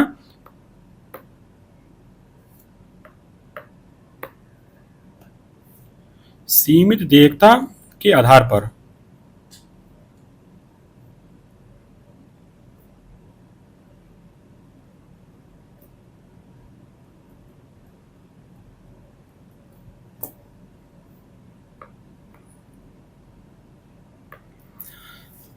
1860 में एक अधिनियम द्वारा बैंकों को सीमित देयता के आधार पर स्थापना करने का नियम पारित किया गया है। फलतः देश में अनेक संयुक्त पूंजी वाले बैंक स्थापित हुए, जैसे इलाहाबाद बैंक 1865 में, अलायंस बैंक ऑफ शिमला 1874 में, अवध कमर्शियल बैंक 1881 में, पंजाब नेशनल बैंक 1894 में, पीपुल्स बैंक ऑफ इंडिया 1901 ईस्वी में। सीमित देयता के आधार पर 1881 ईस्वी में स्थापित अवध कमर्शियल बैंक भारतीयों द्वारा संचालित पहला बैंक था। पूर्ण रूप से भारतीय देश का पहला बैंक जो है पंजाब नेशनल बैंक था। आगे दिए गए है कि 20वीं शताब्दी के आरंभ में देश में स्वदेशी आंदोलन के विस्तार के कारण देश में बड़े पैमाने पर बैंकों का विस्तार हुआ। इसी अवधि में देश के तत्कालीन 4 बड़े बैंकों जैसे bank of India 1906, bank of Baroda 1908, central bank of India 1911 एवं बैंक ऑफ मैसूर 1913 की स्थापना की गई और अन्य छोटे बैंकों की संख्या सैकड़ों तक पहुंच गई। इसको एक बार देख लीजिए कि बैंक ऑफ इंडिया 1906 में, बैंक ऑफ बड़ौदा 1908 में, सेंट्रल बैंक ऑफ इंडिया की स्थापना 1911 में, बैंक ऑफ मैसूर की स्थापना 1913 में। आगे की प्रथम विश्व युद्ध क्या? प्रथम विश्व युद्ध 1914 से 18 के कारण 1913 से 17 की अवधि भारत में बैंकिंग संकट का समय माना गया। इस समय बहुत से बैंक असफल हो गए और भारतीय मुद्रा बाजार में मुद्रा का अभाव हो गया। तथापि युद्ध की समाप्ति के बाद बैंकिंग विकास की गति दर तेज हुई। 1917 में टाटा औद्योगिक विकास की स्थापना की। कब? 1917 ईस्वी में। आगे 1926 में क्या? 1926 में भारतीय मुद्रा पर शाही आयोग, जिसे हिल्टन यंग आयोग भी कहा जाता है, ने एक केंद्रीय बैंक जिसे भारतीय रिजर्व बैंक कहा जाएगा की स्थापना की सिफारिश की। पुनः 1930 के वैश्विक मंदी के समय से ही मंदी के समय ही भारत में केंद्रीय बैंकिंग जांच समिति का गठन किया गया। समिति की रिपोर्ट के अनुसार सन 1934 में रिजर्व बैंक ऑफ इंडिया यानी आरबीआई अधिनियम पारित किया गया और 1935 से आरबीआई ने अपना कार्य प्रारंभ कर दिया गया। द्वितीय विश्व युद्ध का समय बैंकिंग विस्तार का समय था। युद्ध के कारण उत्पन्न मुद्रा प्रसार से लोगों की मौद्रिक आय में वृद्धि हो गई, परिणामतः बैंकों के निक्षेप में भी वृद्धि हुई। इस निक्षेप वृद्धि का लाभ उठाने के लिए बैंकों और उनकी शाखाओं में वृद्धि हुई। 1 जनवरी 1949 को आरबीआई को मजबूती प्रदान करने के लिए उसका राष्ट्रीयकरण कर दिया गया और भारतीय बैंकिंग का नियमन करने के लिए मार्च 1949 में भारतीय बैंकिंग अधिनियम पारित किया गया। इस अधिनियम के अधीन अनुसूचित बैंकों का निरीक्षण करने के लिए आरबीआई को व्यापक अधिकार प्रदान किया गया। उपर्युक्त वर्णन से स्पष्ट है कि यद्यपि ब्रिटिश शासनकाल में औद्योगिकरण प्रारंभ हुआ, यातायात और संचार के साधनों में वृद्धि हुई, बैंकिंग और मुद्रा व्यवस्था का विकास हुआ, परंतु अंग्रेजों की आर्थिक नीति कुल मिलाकर भारत के लिए अभिशाप ही सिद्ध हुई। अंग्रेजों ने ब्रिटिश साम्राज्य के हितों को सदा ध्यान में रखा, इंग्लैंड को मालामाल बनाने पर बल दिया और भारतीय कृषि उद्योगों तथा व्यापार को चौपट करके धन संपन्न भारत को कंगाल बना दिया। भारत के करोड़ों लोग बेरोजगारी और दरिद्रता से पीड़ित रहने लगे तथा उनका सामाजिक, आर्थिक और सांस्कृतिक पतन तेजी से होने लगा। वास्तव में अंग्रेजों ने भारत की अर्थव्यवस्था को अपने स्वार्थों की पूर्ति के कारण नष्ट कर दिया। इस तरह हम लोगों जो है ये जो टॉपिक है चौथा चैप्टर का समाप्त होता है। तो अब हम लोग क्या करेंगे, जो शॉर्ट नोट्स दिया गया है परीक्षा दृष्टि, उसको हम लोग अब देखते हैं। परीक्षा दृष्टि में दिया गया है इसमें कि वैश्विक परिदृश्य में भारत में ब्रिटिश उपनिवेशवाद के क्रमिक चरणों को सर्वप्रथम किसने निरूपित किया? कौन? कार्ल मार्क्स ने। ब्रिटिश शासन का भारत के औद्योगिकरण पर क्या प्रभाव पड़ा था? तो इसमें है कि अनुऔद्योगिकरण की ओर ले गया। आगे दिया गया है कि इंडिया टुडे किसकी सुप्रसिद्ध कृति है? किसकी है? रजनी पामदत्त की। वाणिज्यिक पूंजीवादी औपनिवेशिक अवस्था को किसने खुली और बेशर्म लूट की संज्ञा दी? कौन? किसने दिया था? पर्सियल स्पीयर के द्वारा। आगे दिया गया है कि किस भारतीय इतिहासकार ने बंगाल के 1765 से 72 ईस्वी के मध्य कालखंड को डाकू राज की उपमा दी थी? कौन? के.एम. पनिक्कर के द्वारा। आगे दिया गया किस वर्ष भारत के व्यापार से कंपनी का एकाधिकार समाप्त कर दिया गया था? कब? 1813 ईस्वी। आगे कि ब्रिटेन में औद्योगिक क्रांति की शुरुआत किस दशक में हुई थी? 1750-60 ईस्वी के दशक में। आगे दिया गया कि ब्रिटिश उपनिवेशवाद के किस चरण में भारत को ब्रिटिश माल के आयात का मुक्त बाजार तथा भारत से इंग्लैंड को कच्चे माल के निर्यात का साधन बना दिया गया था? कब? औद्योगिक पूंजीवाद के अवस्था में। आगे दिए एकाधिकार व्यापार के रूप में आर्थिक डकैती का प्रत्यक्ष उदाहरण ब्रिटिश उपनिवेशवाद का कौन सा काल था? ये था वाणिज्यिक उपनिवेश का काल, यानी 1757 से 1883 ईस्वी का समय। आगे की औपनिवेशिक अर्थव्यवस्था से आप क्या समझते हैं? इसका मतलब है कि किसी देश की अर्थव्यवस्था का दूसरे देश द्वारा शासित होना। आगे अंग्रेजों ने किस प्रकार की आर्थिक व्यवस्था भारत में आरोपित की थी? अर्ध सामंती व्यवस्था, अर्थात इसमें सरकार व सामंत दोनों को ही अधिकार प्राप्त था, यानी अधिकार था। अगला है कि भारत में सर्वाधिक ब्रिटिश पूंजी निवेश किन क्षेत्रों में किया गया था? इसमें है कि रेलवे, बैंकिंग, बीमा और जहाजरानी क्षेत्रों में निवेश किया गया था। आगे परीक्षा दिया गया कि सरकारी साख का सुझाव किसने दिया था? दिया था फ्रेडरिक निकलसन ने। आगे दिए गए कि भारत में रेल सेवा प्रारंभ करने का मुख्य उद्देश्य कंपनी का क्या था? इसमें था कि भारत में कंपनी के वित्तीय हितों को सुरक्षित करना। आगे दिए कि भारत में विदेशी पूंजी निवेश का प्रारंभ सर्वप्रथम किस क्षेत्र में हुआ? रेलवे में हुआ था। आगे की ब्रिटिश उपनिवेशवाद के किस चरण को दोहरे आर्थिक शोषण की संज्ञा प्रदान की गई? ये की गई थी औद्योगिक उपनिवेशवाद को।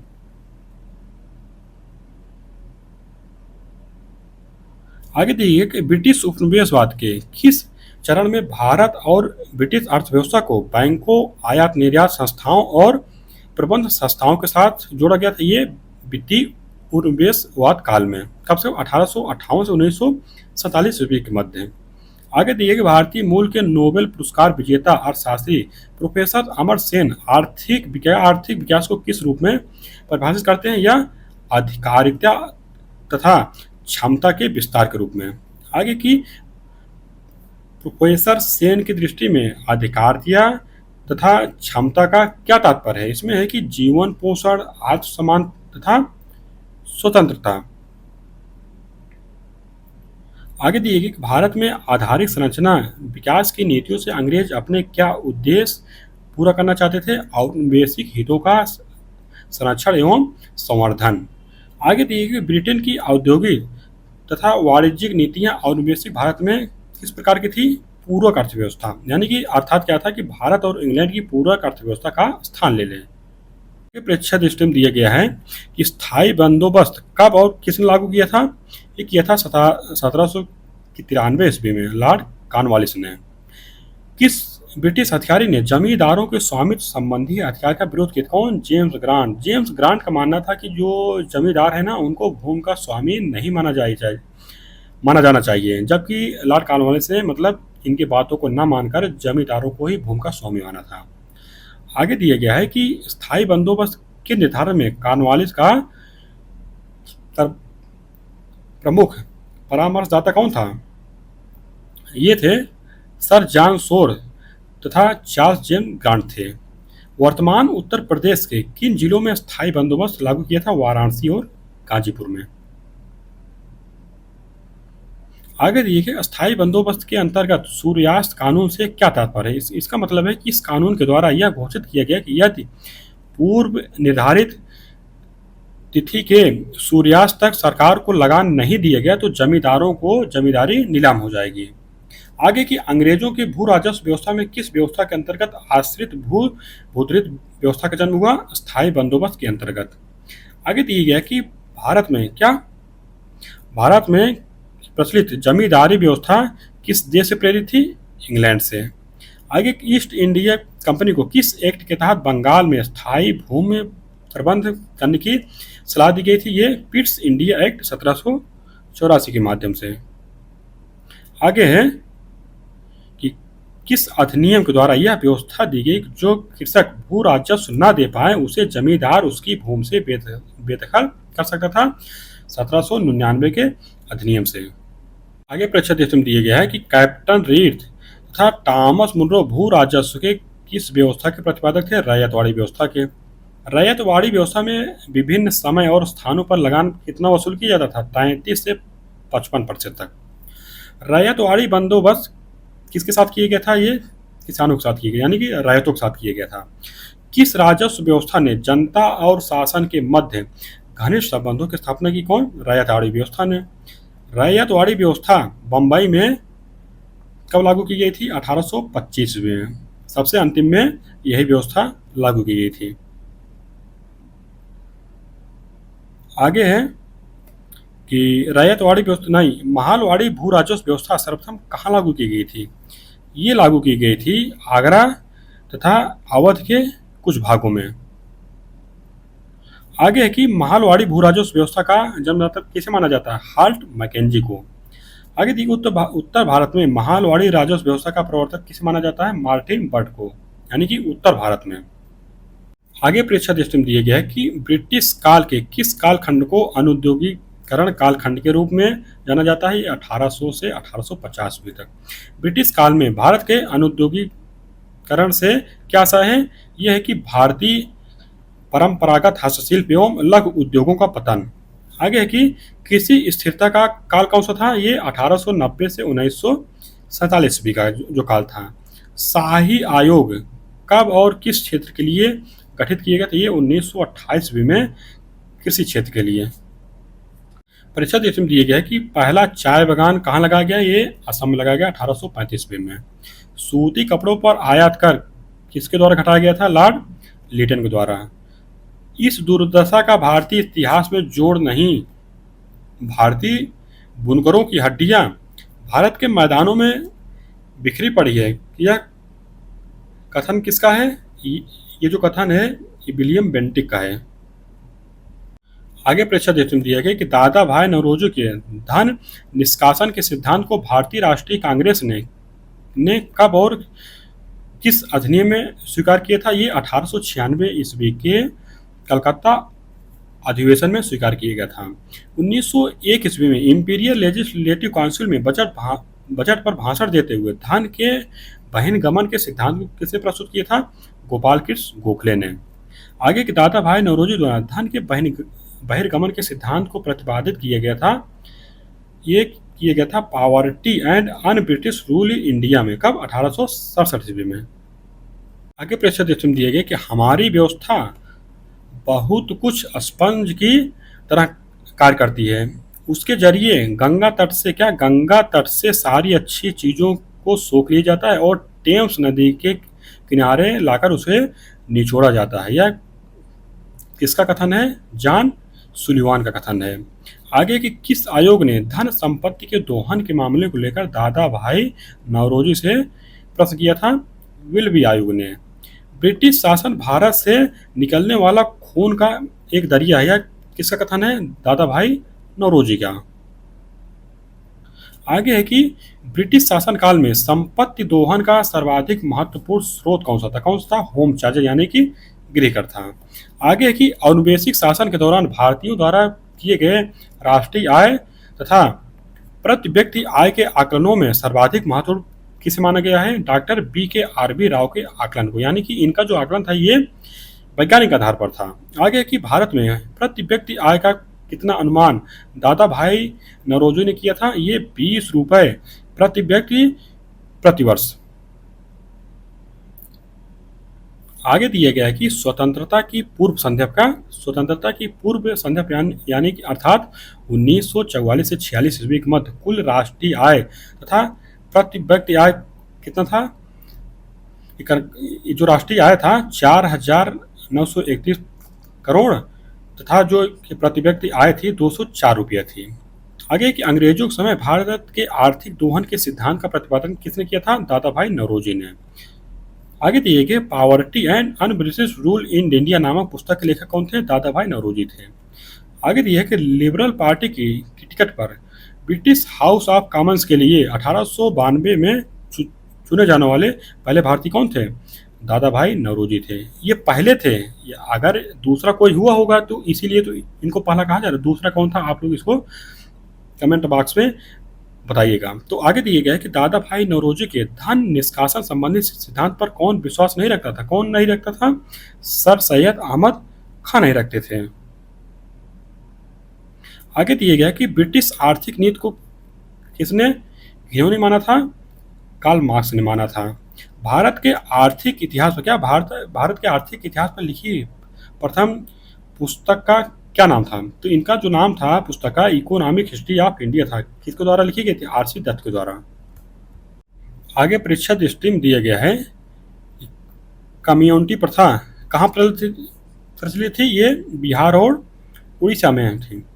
पन्नियाल और हाली कौन थे? ये कौन थे? ये बधुआ खेत मजदूर।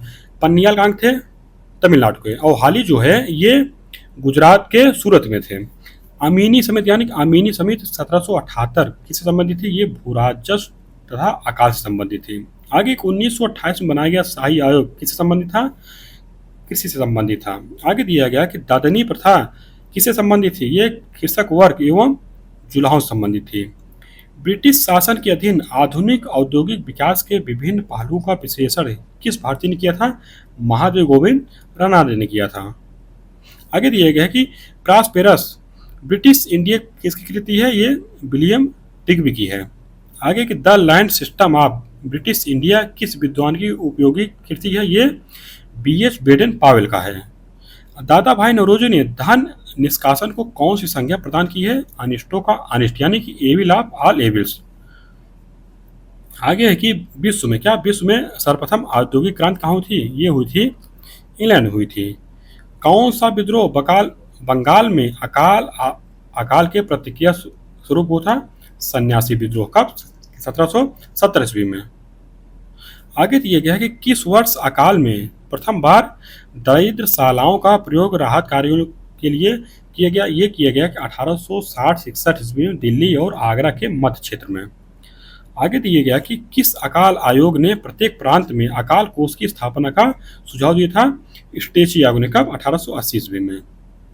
आगे दिए गए 19वीं शताब्दी का सर्वाधिक जान माल की हानि वाला अकाल कौन था? 1876 से 78 ईस्वी के। इस समय कौन वायसराय था? ये था लॉर्ड लिटन था उसमें।